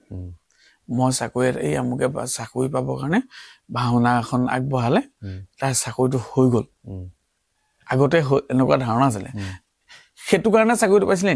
ভাওনাখন দিয়াৰ কাৰণে চাকৰিটো পাইছিলে সি কষ্ট কৰাৰ কাৰণে চাকৰিটো পাইছে এই ভাওনাখন সৌভাগ্যত আছিলে গতিকে চাকৰি সেইটো বিশ্বাস লাহে লাহে সেই বিশ্বাসটো এনেকুৱা হৈ গ'ল ফেশ্বন হৈ গ'ল ভাওনাখন আগবঢ়াই দিম চাকৰি এটা পাম আপুনি অপ্ৰিয় হলেও সত্য আজিকালি চব মানুহে ভাবিলে মই ভাওনাখন আগবঢ়াম চাকৰি এটা পাম হয় বিশ্বাস সেইটো বিশ্বাস থাকক ভগৱানৰ ওপৰত বিশ্বাস কিন্তু কষ্ট নকৰিলেতো চাকৰি নাই নহ'ব মই আজি তাৰিখত যদি মই ভাওনাখন আগবঢ়াম বুলি কৈ দিওঁ মোক চাকৰি এটা হ'ব নিব মই যদি কষ্ট নকৰো এতিয়াতো কালি পৰহি এটা পৰীক্ষা ৰিজাল্ট দি গৈছে তাত কিমানে ভাওনা আগবঢ়াইব বিচাৰিছিলে ঠিকান নাই কিন্তু নাই 50 চাকৰি হ'ল জানো নহ'ল মোৰ প্ৰমাণ সহকাৰে দিব পাৰোঁ যদি এইটো ইণ্টাৰভিউ পাছ কৰোঁ মই তেতিয়াহ'লে ভাওনাখন দিম ৰিজাল্ট দিয়া দিনা মই তাক খবৰ লৈছো পাছ কৰিলে নাই বোলে নকৰিলো কেলে নকৰিলো ভাওনা আগবঢ়াই থৈছিল ন কথাটো তেনেকুৱা হ'ব নালাগে এতিয়া মই কৈছো যে ফেশ্বন এই তেনেকে ক্ৰমান্বয়ে ভাওনাবিলাক মানুহে ইমান বেছিকে আগবঢ়াব ল'লে ভাওনা প্ৰতিযোগিতাৰ সংখ্যাও বেছি হোৱা নাই প্ৰতিযোগিতাটো ৰাখিছো ৰ'ব এই যে আগবঢ়াবলৈ লোৱাৰ লগে লগে কি হ'ল আমাৰ ভাওনা আছিল নামঘৰত এতিয়া ভাওনা হয় চোতালত মানুহৰ ঘৰতে হয় ঘৰত হয় চোতালত হয় এই যে চোতাললে নামঘৰ ভাওনা ভাগ আহিলে যিটো 7টা বৰসভাৰ সমপৰ্যায় বুলি কয় চোতালত 7টা বৰসভা পাতিবলৈ লওঁতে যিটো মানে পৰিৱেশ ৰচনাটো কৰিলে নহ'ব সব দিশে চাব লাগিব আজি চোতালত নামঘৰ এইখন মঞ্চ মণিকূট ভাগ পাতিলে তাৰ কাষলৈকে জোতা চেণ্ডেল পিন্ধি গ'ল অগ্নিগড় একদম আগতহে জোতা জোখলে ভাউৰীয়ে খোলে মই বেলেগৰ কথা নকয় ইনফেক্ট ভাউৰীয়েও খোলে তাৰমানে অগ্নিগড় অকমান এপাই জোতা জোখ খুলি যায় আমাৰতো নামঘৰৰ ভিতৰত একেবাৰে বাহিৰতে খুলি থৈ যাব লাগিব নামঘৰৰ বাহিৰত এই কি হ'ল লাহে লাহে মানুহৰ ক্ৰমান্বয়ে মানে অশ্ৰদ্ধালৈ গৈ আছে নাই আধ্যাত্মিকতাটো কমি গৈ আছে যেতিয়ালৈকে ভাওনা চোতাললৈ আহি থাকিব ক্ৰমান্বয়ে যদি চোতাললৈ আহি থাকে স্বাভাৱিকতে তাৰ প্ৰভাৱটো তেনেকেই পৰিব বেয়াকেই পৰিব যা ভাওনা আকৌ নামঘৰত হওক মই বাঞ্ছা কৰোঁ তাৰমানে ভাওনা কেৱল নামঘৰতে হওক আজি প্ৰতিযোগিতা ভাগো পাতক নামঘৰত পাতক বহুত ঠাইত এতিয়া নামঘৰতো প্ৰতিযোগিতা পাতিছে সেই প্ৰতিযোগিতাবিলাকত চাব আপোনাৰ বিশৃংখল কম প্ৰতিযোগিতা যদি নামঘৰত নহয় যদি বেলেগলৈ গুচি যায় তেতিয়াহ'লে বিশৃংখলতাটো বেছি হয় আৰু একবাৰ বিশৃংখল হ'ল মাত্ৰ মানে জানি ল'ব সি হৈয়ে থাকিব সেইটোৱে হৈছে এতিয়া মানে মানুহৰ যে শ্ৰদ্ধাটো কমি গৈছে বিশৃংখল হৈ গৈছে বিশৃংখল হৈ যোৱাৰ লগে আজিকালি ৰিউমাৰ এটা ওলাবলৈ বেছি সময় নালাগেতো এতিয়া য'ত যিকোনো কথা শুনি আছে এই ৰিউমাৰবোৰ যেতিয়া নোলোৱা হৈ যাব বিশৃংখলতাটো নাইকিয়া হ'লে ৰিউমাৰটো নোলোৱা হ'ব নোলোৱা হোৱাৰ লগে লগে অট'মেটিকেলি আকৌ শ্ৰদ্ধা পাই যাব কথাটো তেনেকেই বুলিয়ে ভাবোঁ আচলতে মই আপোনাক সেই কথাটো কি কাৰণে সুধিছিলোঁ এই শেহতীয়াকৈ আমাৰ শিৱসাগৰত এখন ভাওনা হৈছিলে প্ৰবীণ ভাওনা শিল্পীসকলে কৰিছিলে কালুগাঁও আপুনি হয়তো গম পায় গতিকে সেই ভাওনাখনৰ যিসমূহ ভিডিঅ' আমি দিছিলো পুৰণা শৈলীত সূত্ৰ নাচিছে পুৰণা শৈলীতে মানে প্ৰৱেশ প্ৰস্থান সকলো মানে পুৰণা ভাৱৰীয়াসকলে কৰিছে যিহেতু গম পাইছো আমাৰ পৰিমলৰ দেউতাকে বায়ন কৰিছিলে তাৰ তলত কমেণ্ট ছেকশ্যনত মানে মানুহবিলাকে লিখিছে ভাওনা এনেকেই ভাল লাগে আজিকালি ভাওনা ভেকু ভাওনা হ'ল এনেকুৱা ধৰণৰ কমেণ্ট বিলাক যেতিয়া দেখিছো মানে তেতিয়া মানে মই এই প্ৰশ্নটো মানে মনত উদয় হ'ল আজিকালি ভাওনা কি বেয়া নেকি নহয় কেতিয়াও নহয় এতিয়া ভাওনা বহুত উন্নত মানদণ্ডৰ ভাওনাও মানে ভাওনাৰ মানদণ্ড যথেষ্ট ওপৰত কোনোবা এখিনিত বেয়া কৰবাত হয়, কোনোবা এটা দুটা মানুহে কোনোবা এটুকুৰা জেগাত বেয়া কৰে, নকৰে বুলি মই নকওঁ। কিন্তু ভাওনা এতিয়া যিটো পৰ্যায়ত ভাওনা হৈ আছে সেইটো এটা সাংঘাতিক ধৰণৰ ভাওনা হৈ আছে। এতিয়া মই কথাটো অশ্ৰদ্ধাপূৰ্বক ভাৱে নকওঁ, সেইদিনা যিসকলে বায়ন কৰিছে, যিসকলে গায়ন কৰিছে, যিসকল ভাৱে নাচিছে, আপোনাৰ হয়তো বায়নজনৰ তালৰ লয় বিনষ্ট হৈছে, ভাৱৰীয়াজনৰ সংলাপ প্ৰক্ষেপণত কোনোবাখিনিত মানে কম হৈছে, বা প্ৰৱেশখনৰ মানে যিটো পৰিশীলিত ৰূপ সেইটো নাই হোৱা, গতিশীল নাই হোৱা, হৈছে নাই? এতিয়া পৰ্যায়ত সেইটো নহয়। তাৰমানে এতিয়া পৰ্যায়ত এইটো কাৰণে নহয়, চাব দেই, এতিয়া ভাওনাৰ তাল, ভাওনাৰ গীত, ভাওনাৰ প্ৰৱেশ, ভাওনাৰ অভিনয় সব এটা বেলেঞ্চত হয়। মানে আপোনাৰ এইটো কি বুলি ক'ম, এতিয়া বিজ্ঞানসন্মত ভাৱে হয় বুলি কাৰণ এতিয়া দৰ্শকেও গম পায় ভাৱৰীয়াজনে যেতিয়া প্ৰৱেশ প্ৰস্থান কৰি ওলাই যায়, শেষত যদি সোঁ ভৰিটো নপৰাকে দৰ্শকেও গম পায় ভুল হল। ধৰক এতিয়া পৰিতালখন বজালে, পৰিতালখনৰ আপুনি যদি 14 মাত্ৰা পৰিতালখন বজাইছে, ভাৱৰীয়াজনে 14 মাত্ৰাতে নাচিছে, গীতটো 14 মাত্ৰাৰ ভিতৰতে গেছে, ঠিক আছে। আগৰ দিনত ভাৱৰীয়া বায়নজনে সেই 14 মাত্ৰা পৰিতালখন হয়তো 18 মাত্ৰা মানলৈকে বজাই দিয়ে কোনোবা এটা। সেইটো মানে চিষ্টেমত নাছিলে ন, এতিয়া চিষ্টেমত আহিলে, গীত এটা চিষ্টেমত গায়। এই যে গোটেই কথাবোৰ যে চিষ্টেমলৈ আহি গ'ল, এটা নিৰ্দিষ্ট সময়লৈ আহি গ'ল, সময়লৈ আহি যোৱাৰ লগে লগে সময় মানে কি বুলি ক'ম, যে মই বিজ্ঞানসন্মত ভাৱে হবলৈ যে ললো বুলি ক'লো,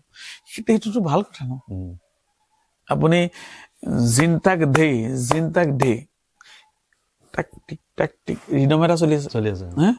এই ৰিদমটো যদি মাজতে জিনতাক ধেই এচাত যদি বেয়াকে মানে তেনেকুৱা এটা ৰিদমত যদি বজাই দিয়ে কি হ'ব? শুনিবলৈ বেয়া হ'ব।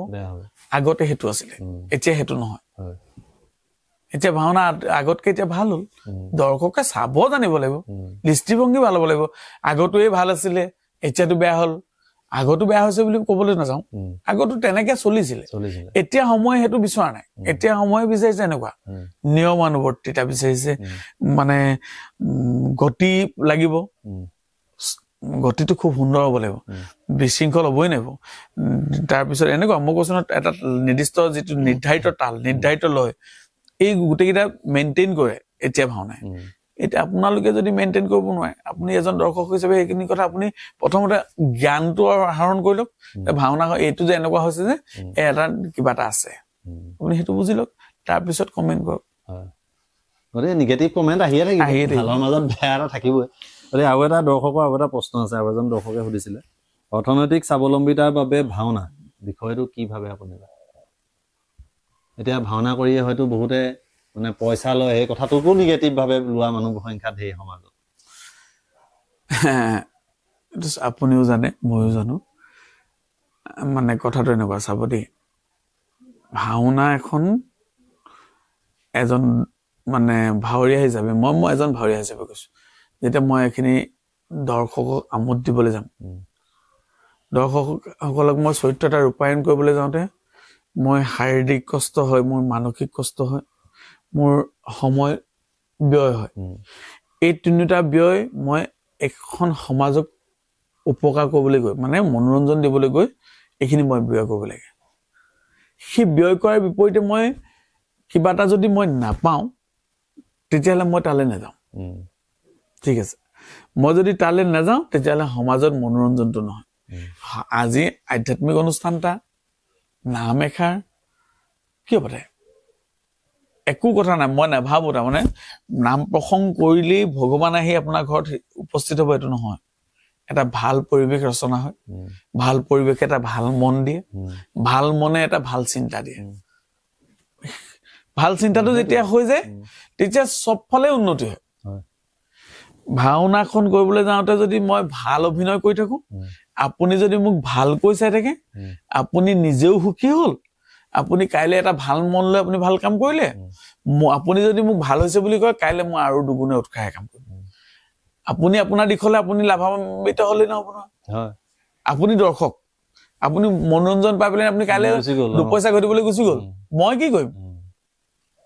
বেলেগ কথালৈ মই নাযাওঁ, মই একদম ভিতৰৰ কথাটো কৈছো। মই কি আপোনাক উপভোগ কৰাই থাকিম আৰু মই মানে পেটত গামোচা বান্ধিম নেকি? সেইটোতো হ'ব নহয়। আৰু এনেকুৱাও নাই হোৱা যে ভাওনা এখন কৰিবলৈ গৈ ঢেৰ পইচা ভাৱৰীয়া পাইছে নাভাবিব নাই পোৱা ঢেৰ পইচা আজি তাৰিখত এটা পৰিয়াল চলিবলৈ কিমান পইচা লাগে সবকে পৰিয়াল চলিবলৈ এটা ডেকা ল'ৰা চলিবলৈ বহুত পইচা লাগে মানে সেই অনুপাতে ন্যূনতম কিবা খৰচটো ল'বই লাগিব আৰু এক প্ৰকাৰ ভালো হৈছে পইচা এটাই যেতিয়া পায় ভাওনা এখন কৰাৰ বিপৰীতে সি অন্য নহ'লেও অন্তত পইচাটোৰ খাতিৰত সেই আধ্যাত্মিক ভাৱত বিলীন হৈ আছে বিপথে নগৈ ভাল পথে গৈ খালি মই আৰু এটা মানে বিশেষ ভাৱৰীয়াসকলৰ কাৰণে বিশেষ অনুৰোধ দেই আপোনালোকৰ চেনেলটোৰ জৰিয়তে জনাম মানে ভাওনাই সঁচা অৰ্থত জীৱন নহয় ভাওনা কৰক পইচা ঘটক ভাল মানুহ হওক এইখিনি ৰাখক কিন্তু ভাওনা এটা নিৰ্দিষ্ট সময়লৈকেহে আপুনি অভিনয় জগতৰ লগত থাকিব পাৰিব নাট্য জগতৰ লগত থাকিব সংগীত জগতৰ লগত থাকিব পাৰিব যেতিয়া আপোনাৰ বয়সটো পাৰ হৈ যাব তেতিয়া আপোনাক নিবিচৰা হ'ব আপোনাৰ পিছৰ প্ৰজন্মক আঁকোৱালি ল'ব সেই দিনটোলৈ আপুনি জীয়াই থাকিবৰ কাৰণে আপুনি আজি তাৰিখত এতিয়া ঘটা টকাকেইটাই অন্তত কিবা এটা সঞ্চয় কৰি নিজস্বভাৱে কিবা এটা কৰক তাৰমানে এনেকুৱা নহওক মই বহুত কেইজন ভাৱৰীয়াক দেখিছো দিনত শুৱে ৰাতি ভাওনা কৰিবলৈ যায় মই অভিজ্ঞতাই কৈছো মই আপোনাৰ দৰে এজন ময়ো এটা সময়ত দিনত শুওঁ ৰাতি ভাওনা কৰিবলৈ যাওঁ দিনত শুওঁ ৰাতি ভাওনা কৰিবলৈ যাওঁ সঞ্চয় নামত বেলেগ একো চিন্তা কৰিবলৈ নহ'ল এটা সময় পাৰ কৰিলে তাৰমানে তাৰপিছত কালক্ৰমত যেনিবা ভগৱানৰ আশীৰ্বাদ মই সেই ভাওনা কৰাৰ পইচা সঞ্চয় কৰি পেলাই আজি তাৰিখত মই সৰু সুৰাকে হ'লেও ব্যৱসায় এটা কৰিছো মানে মই এটা ভাল পৰিৱেশলৈ আহি আছো আৰু সত্য কথা মই আপোনাক মানে কৈছো মই ভাওনা কৰা পইচাই ঢেৰ কিবা কিবি কৰিছো প্ৰথম মোৰ গোসাঁই ঘৰটো বনাইছো মোৰ ৰান্ধনীশাল বনাইছো মোৰ দুটাকে শোৱা কোঠালি বনাইছো মই নিজে স্বাৱলম্বী হ'ব পৰাকে এখন মোৰ নিজস্ব বাহন লৈছো মানে চলি থাকিবলৈ ভৱিষ্যতটোৰ কাৰণে চিন্তা কৰিছো ভাওনা কৰাৰ পইচাই সেই কিমান পইচা পাম ঢেৰ পইচা নাপাওঁ সেই সকলকো মই ভাবো আপোনালোক ভাৱৰীয়াসকলক কৈছো যিসকল ভাৱৰীয়াই ভাওনা কৰা পইচা অপব্যয় কৰিছে ভাওনা কৰি পইচাই মানে বা ভাওনাকে নিজৰ জীৱন বুলি ভাবি লৈছে সেইসকল মানে এতিয়াৰ পৰা সচেতন হওক আমি যদি 25 বছৰ ধাৰাবাহিকভাৱে ভাওনা কৰিছো আপুনি জানি থকা আপুনি 25 বছৰ কৰিব নোৱাৰে বা তুমি 25 বছৰ কৰিব নোৱাৰা তুমি 6 বছৰ বা 7 বছৰহে কৰিব পাৰিবা এটো কাৰণে পাৰিবা ক্ৰমান্বয়ে মানুহৰ ভাওনাৰ প্ৰতি মানে নতুন প্ৰজন্মৰ আগমন হৈছে নতুন প্ৰজন্ম আহি আছে আজিকালি সৰু লৰাই কেনেকুৱা এক্সপাৰ্ট নতুন প্ৰজন্ম এক্সপাৰ্ট ভাৱৰীয়া আহিছে মানুহে নতুনত্ব বেছি বিচাৰে নতুন বেছি বিচাৰে মই নিজে পুৰণা চোলাটো পিন্ধি বেয়া পাওঁ কালি কিনি অনা চোলাটো মই আজি পিন্ধি কাইলৈও পিন্ধিম এনেকুৱা হয় চবেই বিচাৰে ভাওনা জগতত কাইলৈ নতুন ভাৱৰীয়া এজন নিবিচাৰে মানে আছে লগতে স্বাস্থ্য সাপোৰ্ট কৰিব লাগিব আপুনি এতিয়া বিভিন্ন মঞ্চত প্ৰতিযোগিতাও কৰিছে বা বেলেগ প্ৰদৰ্শনীমূলক ভাওনাও কৰিছে গতিকে এইখিনিতে জানিবলৈ মন যায় আপোনাৰ প্ৰিয় অভিনেতা কোন অভিনেতাৰ মহিলা চৰিত্ৰত অভিনয় কৰা অভিনেতা আৰু আমাৰ পুৰুষ চৰিত্ৰৰ অভিনেতা একদম অন্তৰৰ পৰা ভাল পোৱা এজন অভিনেতা আছে মোৰ মানে সতীৰ্থ দেই ভাওনা যিমান আন্তৰিকতাৰে ভাওনা কৰে সেই ভাৱৰীয়াজনৰ নিচিনা মই ভাৱৰীয়াও দেখা নাই আৰু কোনো দিনে ভাওনাত পাল নমৰা ভাৱৰীয়া মই একেবাৰে গা কিনাৰ পৰা পাওঁ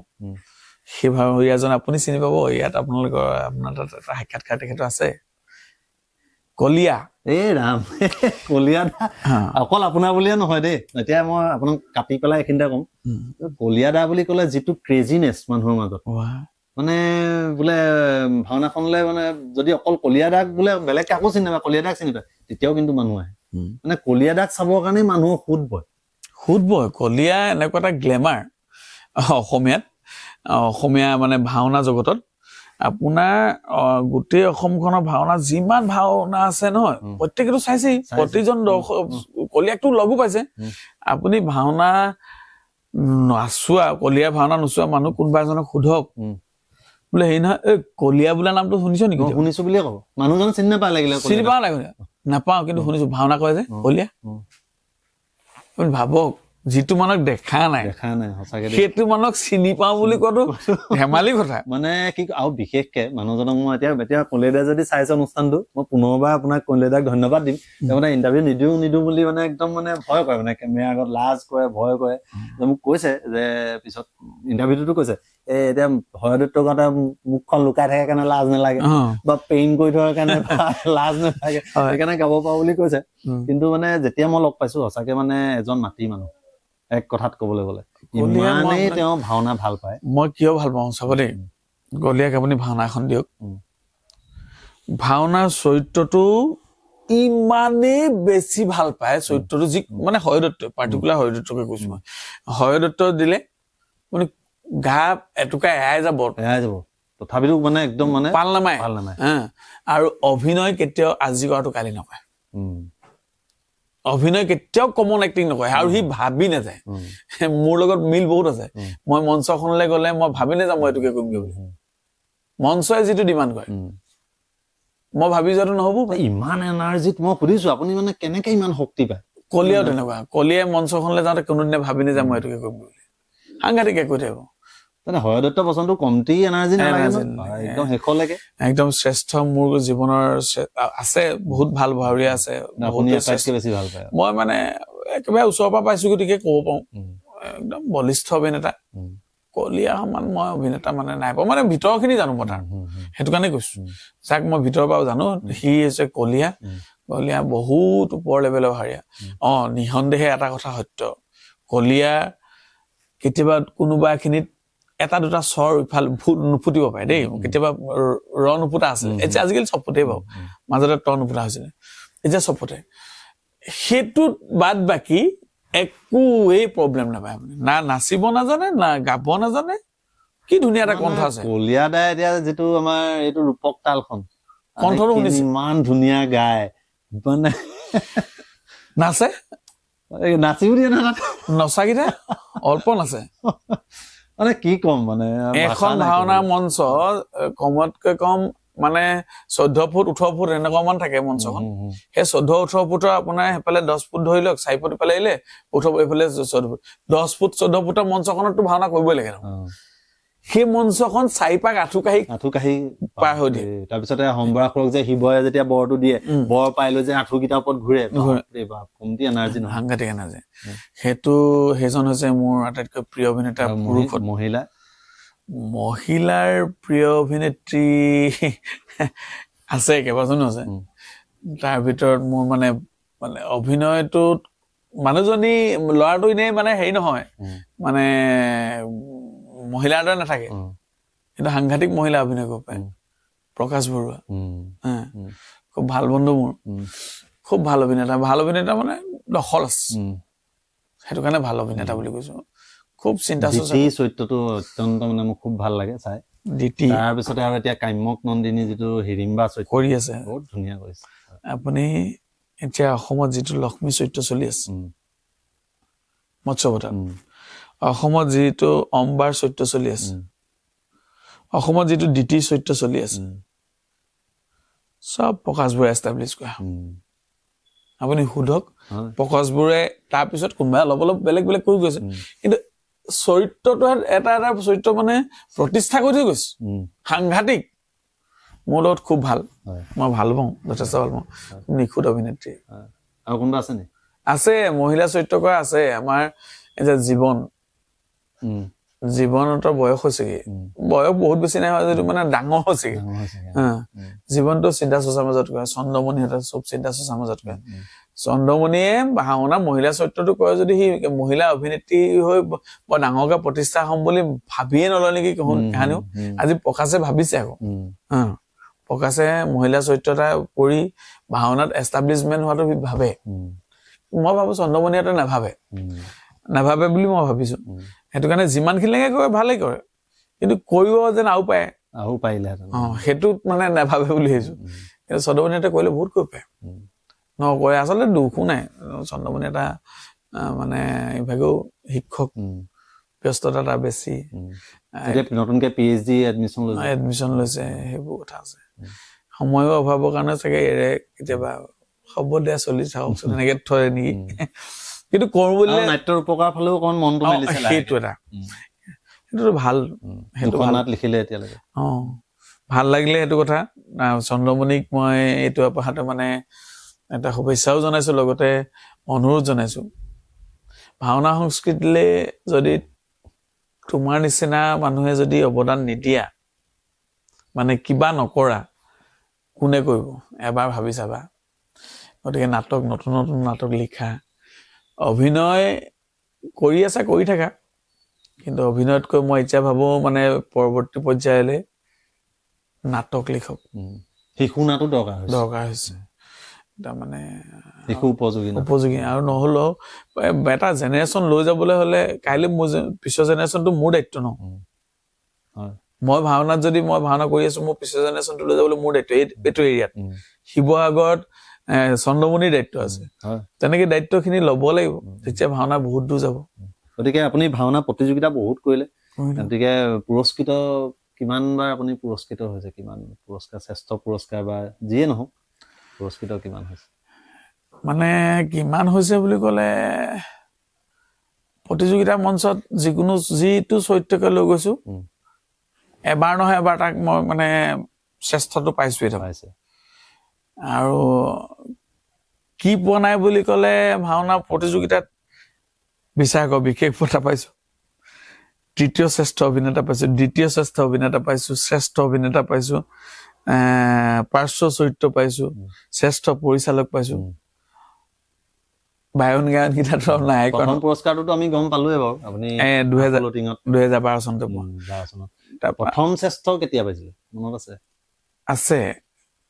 মানে বেষ্ট এক্টৰ পাইছিলো আপোনাৰ 16 চন মানতে পাইছিলো নেকি চৰিত্ৰটো মনত আছে কাশীৰাজ গাই পাইছিলো কাশীৰাজ আৰু এনেকুৱা এটা দলৰ পৰা পাইছো আপুনি মই যিদিনা মানে মই বেষ্ট এক্টৰ পাইছো বুলি কৈছে মই সেইদিনা ৰাতিপুৱা চুপতি নকবি থ বুলি কৈ ফোনটো কাটি দিছো হয় বিশ্বাস নহয় তাৰমানে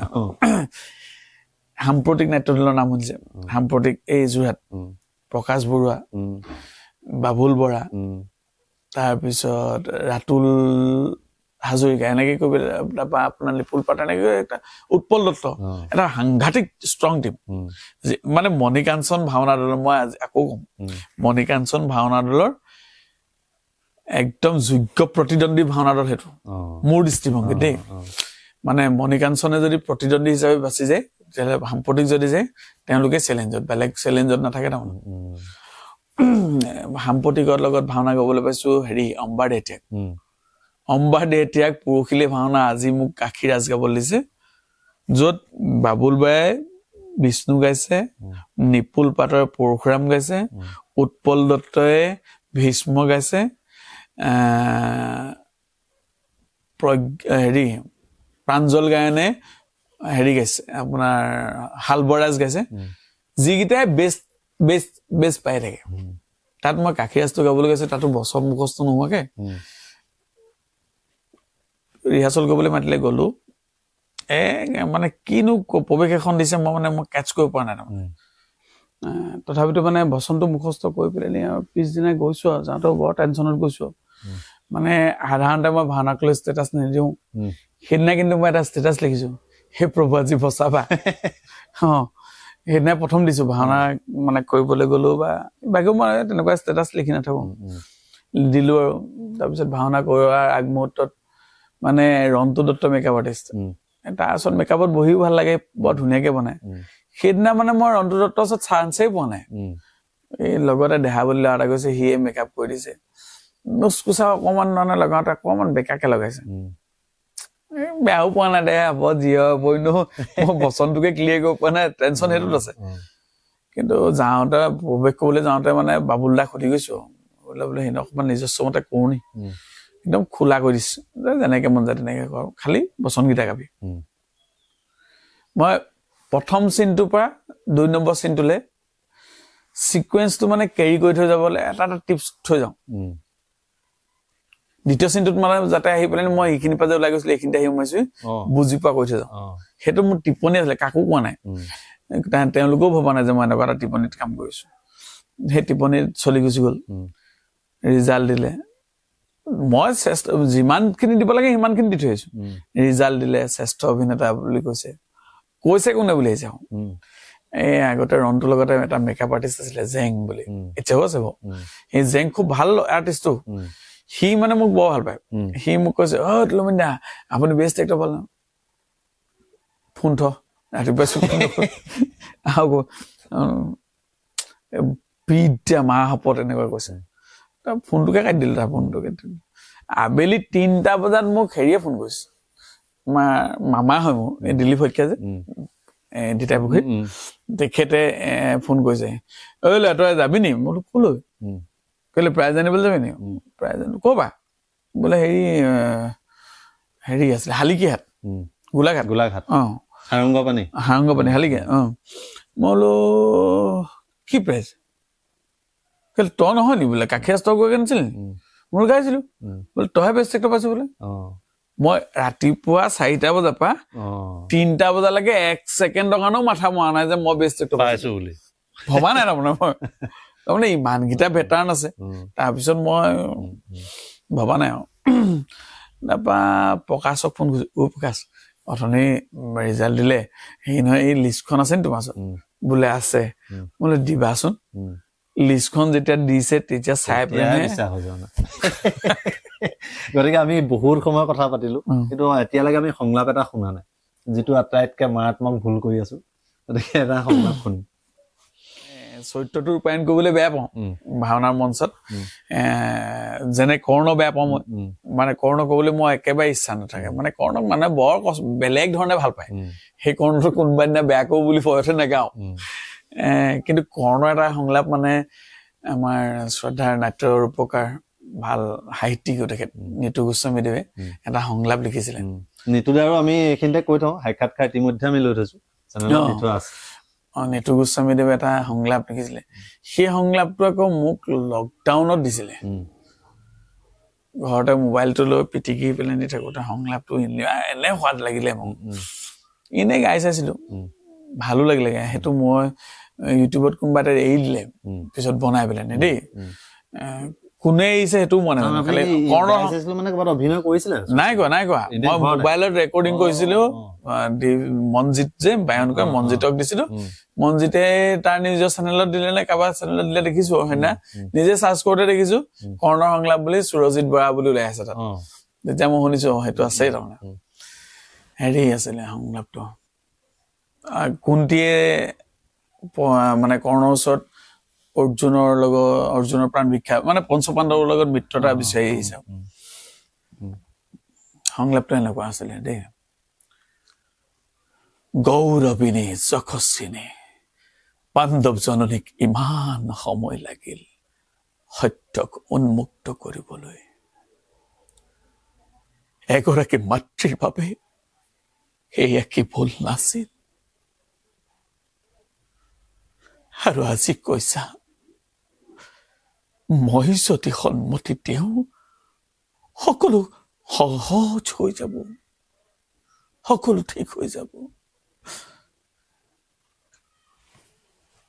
কিন্তু এটা শিশুক জ্ঞান কৰি মাটিৰ পুতলা হকাতৰে অম্লান বদনে নদীৰ গৰ্ভত উঠুৱাই দিছিলা কোৱা মাতৃ তুমি সেই সত্যক সলনি কৰিব পাৰিবা আজি পঞ্চশহুধৰ মোৰে মহাশত্ৰু সেই সত্যক তুমি সলনি কৰিব পাৰিবা আৰু আজি কৈছা মই কলে সকলো সলনি কৰি দিবা বৃক্ষৰ পৰা খহি পৰা ফল যিদৰে পুনৰ বৃক্ষলৈ ঘূৰি যাব নোৱাৰে ঠিক তেনেদৰে নদীৰ সোঁতত উটুৱাই দিয়া সন্তানক বিচাৰি যোৱাৰ কোনো প্ৰয়োজন নাথাকে এনেকে আছিলে আৰু আছে সংলাপটো অকমান আছে মই পাহৰিছোৱে গতিকে আমি বহু কথা পাতি আহিছো প্ৰতিযোগিতাৰ আপুনি পুৰস্কৃত হোৱা আপোনাৰ অভিজ্ঞতাৰ বিষয়ে আপুনি ক'লে এইখিনিতে প্ৰতিযোগিতাৰ বিষয়ত আপোনাৰ মতামত কি? আমি দেখি আছো প্ৰতিযোগিতাক লৈ বিভিন্ন বিতৰ্ক সময়ে সময়ে হৈ আছে। প্ৰতিযোগিতা হ'ব লাগে, প্ৰতিযোগিতা হ'ব নালাগে, ঢেৰ কথা আচলতে ক'বলৈ ভয় লাগে, তথাপিতো কৈছো দেই। মানে এনেকুৱা প্ৰতিযোগিতা হ'লে এক প্ৰকাৰ ভাল।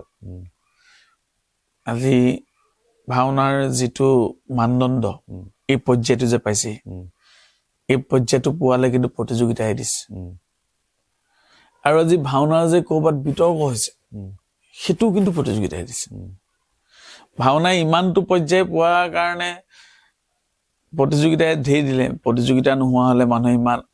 একাত্মভাৱে নালাগিলেহেঁতেন, কষ্ট নকৰিলেহেঁতেন। পইচা খৰচ কৰে, পইচা পাবৰ কাৰণে, পইচা পাবৰ কাৰণে খৰচ কৰে, সেইটো ভিতৰুৱা কথা। আজি আমি প্ৰতিযোগিতা এখন কৰিবলৈ গ'লে প্ৰতিযোগিতাখনত যোগদান মাচুল দিব লাগে, প্ৰতিযোগিতাখনলৈ নিজস্ব খৰচত যাব লাগে। সেই খৰচখিনি এনেইতো কোনো নকৰে। সেই খৰচখিনিৰ পৰা কিবা এটা লাভান্বিত হ'ব লাগিব, পুৰস্কাৰ পাব লাগিব। পুৰস্কাৰ পোৱাটোৱে আনন্দিত কৰিব সকলোকে, কিন্তু খৰচখিনি উদ্ধাৰ হৈ আহিব। সেই তাৰ লগে লগে কষ্টটো মানুহে বেছি কৰিবলৈ ল'লে ভাৱৰীয়াসকলে। নতুন প্ৰজন্মৰ কাৰণে সুবিধা হ'ল, নতুন নতুন কথা, মানে যিসকলে ভাওনা একেবাৰেই নাজানে ভাওনা শিকিবলৈ বাধ্য হ'ল, ভাওনা এটা ভাল মানদণ্ডলৈ লৈ গুচি গ'ল। সেইটো প্ৰতিযোগিতাৰ ধনাত্মক দিশ। প্ৰতিযোগিতাৰ এটা ঋণাত্মক দিশ মই মানে ভাবো, অত্যাধিক হৈ যোৱাৰ ফলত প্ৰতিযোগিতাত মানে প্ৰায় সমকক্ষই আজিকালি ভাৱৰীয়াবিলাকে চব মানে প্ৰায় 70% ভাৱৰীয়াই খুব উন্নত মানদণ্ডৰ ভাওনা কৰে। সকলোকে আপুনি সফল কৰিব নোৱাৰে। প্ৰতিযোগিতাতো কোনোবা এটাক বেষ্ট দিব লাগিব, কোনোবা এটা বেষ্ট নাপাব, কোনোবা এটা পালে। কিন্তু তাক বেষ্ট নিদিবলৈ যিটো বা যাক বেষ্ট দিবলৈ যাব, যাক কোনোবা তাক বেষ্ট নিদিবলৈ যোৱা আপুনি বাচিবলৈ কষ্ট হৈ যায়। তাৰমানে তাৰো এটা চিন্তা চৰ্চা আছে। ধৰক ময়ো কৰ্ণ কৰিছো, আপুনিও কৰ্ণ কৰিছে, আপুনিও এটা কৰ্ণৰ চিন্তা চৰ্চা লৈ আহিছে, ময়ো মোৰ চিন্তা চৰ্চা কৰ্ণক লৈ গৈছো। আমি বিশেষ এজন মানুহৰ ওচৰতহে চকুৱাইছো, আপোনাক বেষ্ট দি দিলে, মোক নিদিলে, মই কৰা কৰ্ণটো ভুল আছিল নেকি? যেতিয়া সেই মানুহজনেও ক'ব নোৱাৰে, বিচাৰকজনে ক'ব নোৱাৰে মই ভুল কৰিছো বুলি। বিচাৰকজনে কেৱল ভাল পাই দিলে যে দুইটাই ভাল হৈছে, এটা বেয়া হৈছে, এটা ভাল হৈছে। কোনোবা এটা অংশত আপোনাক ভাল মানে ভাল হৈছে বুলি দিলে হয়, আৰু কোনোবা এটা, কিন্তু এইটো বেয়া হোৱা নাছিলে, তাৰমানে মই কৰাটো বেয়া হোৱা নাছিলে। এই যে পাৰ্টিকুলাৰ এজন মানুহে জাজমেণ্টটো দি দিলে, আপোনাক বেষ্ট কৰি দিলে, মোক বেষ্ট নকৰিলে। কোনোবাখিনিত মই মানে হয় ক্ষোভিত হৈছো, নহয় মই কোনোবাখিনিত ভাগি পৰিছো, এনেকুৱা হৈছে। তাৰমানে সেইটো কাৰণে এই বিচাৰ প্ৰক্ৰিয়াটোৱে, যেতিয়া প্ৰতিযোগিতাত বিচাৰ হ'ব, এই বিচাৰ প্ৰক্ৰিয়াটোৱে কোনোবা খিনিত মানে মানুহক আধ্যাত্মিকতাৰ পৰা নি পেলাই কোনোবা এটা বেলেগ জেগালৈ লৈ গুচি গৈছে। আৰু আপুনি এতিয়া নিজে কিমান দিনলৈকে প্ৰতিযোগিতা কৰি থাকিম বুলি ভাবিছে? আৰু এবছৰমান কৰিম। তাৰমানে অন্য কাৰণে নহয়,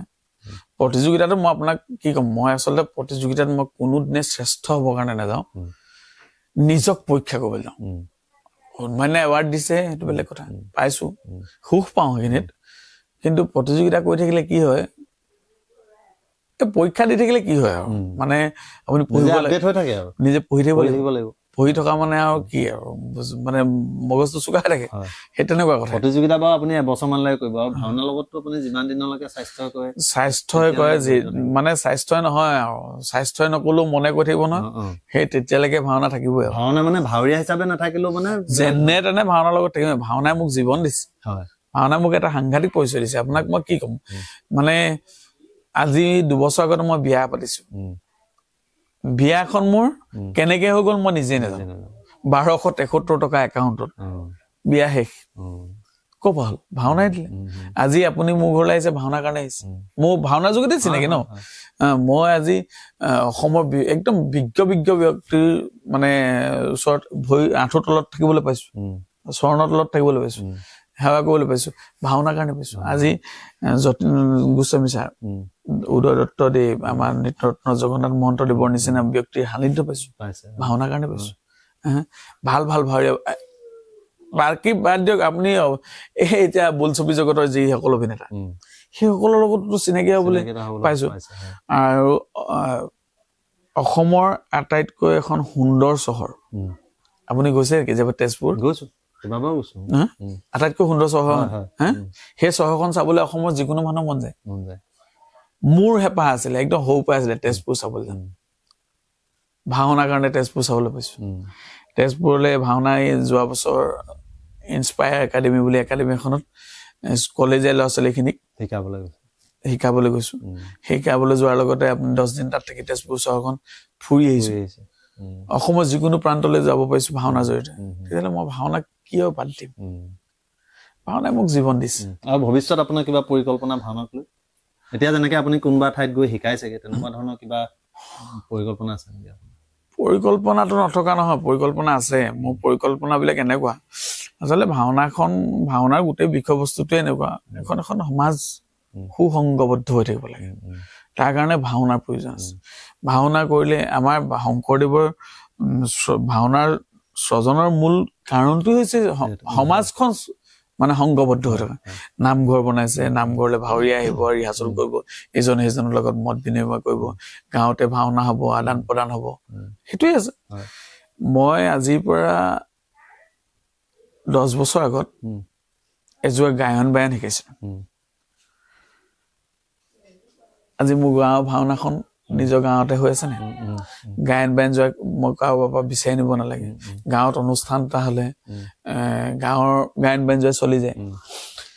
এতিয়া তেওঁলোক ডাঙৰ হৈ গৈছে আৰু নেক্সট 20 বছৰলৈ গাঁওখনত যাতে গাঁওখনতে নহয় ওচৰ পাজতো সুবিধা হ'ব কিন্তু প্ৰধানিক মোৰ গাঁওখনত যাতে গায়ন বায়ন যোৱা ক'ৰবাৰ পৰা ধাৰ কৰি আনিব নালাগে মোৰ গাঁওখনত যাতে ভাৱৰীয়া এখিনি ধাৰ কৰিব নালাগে সেই চিন্তাইহে দেই নাজানো কাইলৈ গৈ পেলাই কিমানটো পৰ্যায় কিন্তু মই সেইটো চিন্তাই আৰম্ভ কৰিম বুলি ভাবিছো এই বছৰে নতুন এটা জেনেৰেশ্যন ষ্টাৰ্ট কৰিম আপোনাক মই কৈ থওঁ কথাটো আপুনি সুখী হ'ব ভাল পাব নিশ্চয় মই ভাবিছো মই যে কৈছো যে মই যোৱা 10 বছৰ আগত গায়ন বায়ন শিকাইছিলো 2014 চনৰ কথা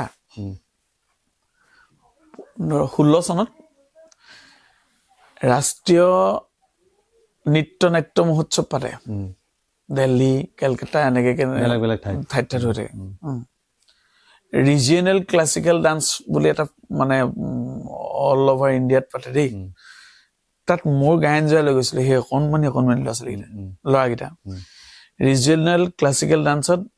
অসমৰ পৰা প্ৰতিনিধিত্ব কৰি পেলাই গায়ন বায়ন কৰাইছো বেষ্ট টিম গাঁওখনৰ গৌৰৱ নহয় আমগুৰি গৌৰৱ নহয় অসমৰ গৌৰৱ বেষ্ট টিম পাইছো মই নিজে বেষ্ট ডাইৰেক্টৰ পাইছো সেইটো আপোনাৰ 2016 চনৰ কথা তো মোৰ লাভ সেইখিনি হৈছে ন তেনেকুৱা কথা সেই তেনেকুৱাকে আকৌ এটা নতুন প্ৰজেক্ট পাইলে কৰিম কৈ যাওক আমাৰো শুভেচ্ছা আছে গতিকে বহুত সময় আপোনাৰ লগত কটালো বহু কথাই পাতিলো ভাওনাৰ বিষয়ে আৰু ইমান ব্যস্ততাৰ মাজত যে আপুনি ইমানখিনি সময় দিলে পুনৰবাৰ প্ৰথমতেও ধন্যবাদ জনাইছো আৰু শেষতো পুনৰবাৰ আপোনাক ধন্যবাদ জনাইছো আপোনাৰ এই ভাওনাৰ যি জয়যাত্ৰা অব্যাহত থাকক আৰু বিভিন্ন মঞ্চত আপোনাক লগ পায়ে থাকিম আমাৰ চেনেলৰ জৰিয়তে আপোনাৰ ভিডিঅ' প্ৰচাৰ কৰি আছো ভৱিষ্যতেও প্ৰচাৰ কৰি লগ পাই থাকিম আপোনালৈ শুভেচ্ছা জনাইছো ধন্যবাদ আপোনাক ধন্যবাদ জনাইছো মই মানে আপোনাক কৃতজ্ঞতাও জনাইছো আচলতে আপোনাৰ জৰিয়তে মোক অসমৰ বহুত মানুহ চিনি পাব এতিয়া নহয় আপোনাকতো চিনি পায়ে আচলতে এই মানে পেইণ্টাৰৰ মানুহজন নহয় এই ভাগো চিনি পাব সেইটো মানে চিনাকিটো আচলতে চিনাকি হোৱাৰ লগে লগে মই আপোনালোকক মোৰ ভক্তিভৰা প্ৰণিপাতো জনাইছো আপোনালোকৰ ওচৰত অনুৰোধ এটাও থাকিব আপোনালোকে এই ভাওনা সংস্কৃতিৰ প্ৰতি সদ্ভাৱনা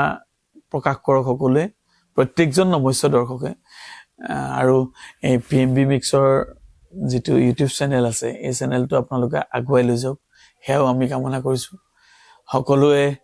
সুখেৰে থাকক ভালেৰে থাকক তাকে কামনা কৰিছো বহুত বহুত ধন্যবাদ গতিকে দৰ্শকসকল ইমান সময় আমি তুলমণি দাৰ সৈতে বহু কথাই পাতিলো গতিকে নিশ্চয় আপোনালোকে ভিডিঅ'টো চাই ভাল পাব কেনে পালে কমেণ্টত নিশ্চয় জনাব আৰু ইয়াৰ পিছৰ খণ্ডত আন এজন ভাওনাৰ সৈতে জড়িত বিশিষ্ট শিল্পীক আপোনাৰ লোকৰ সৈতে চিনাকি কৰি দিয়াৰ প্ৰতিশ্ৰুতিৰে আজিলৈ আহিছো তেতিয়ালৈকে চাই থাকিব PMB মিক্স ধন্যবাদ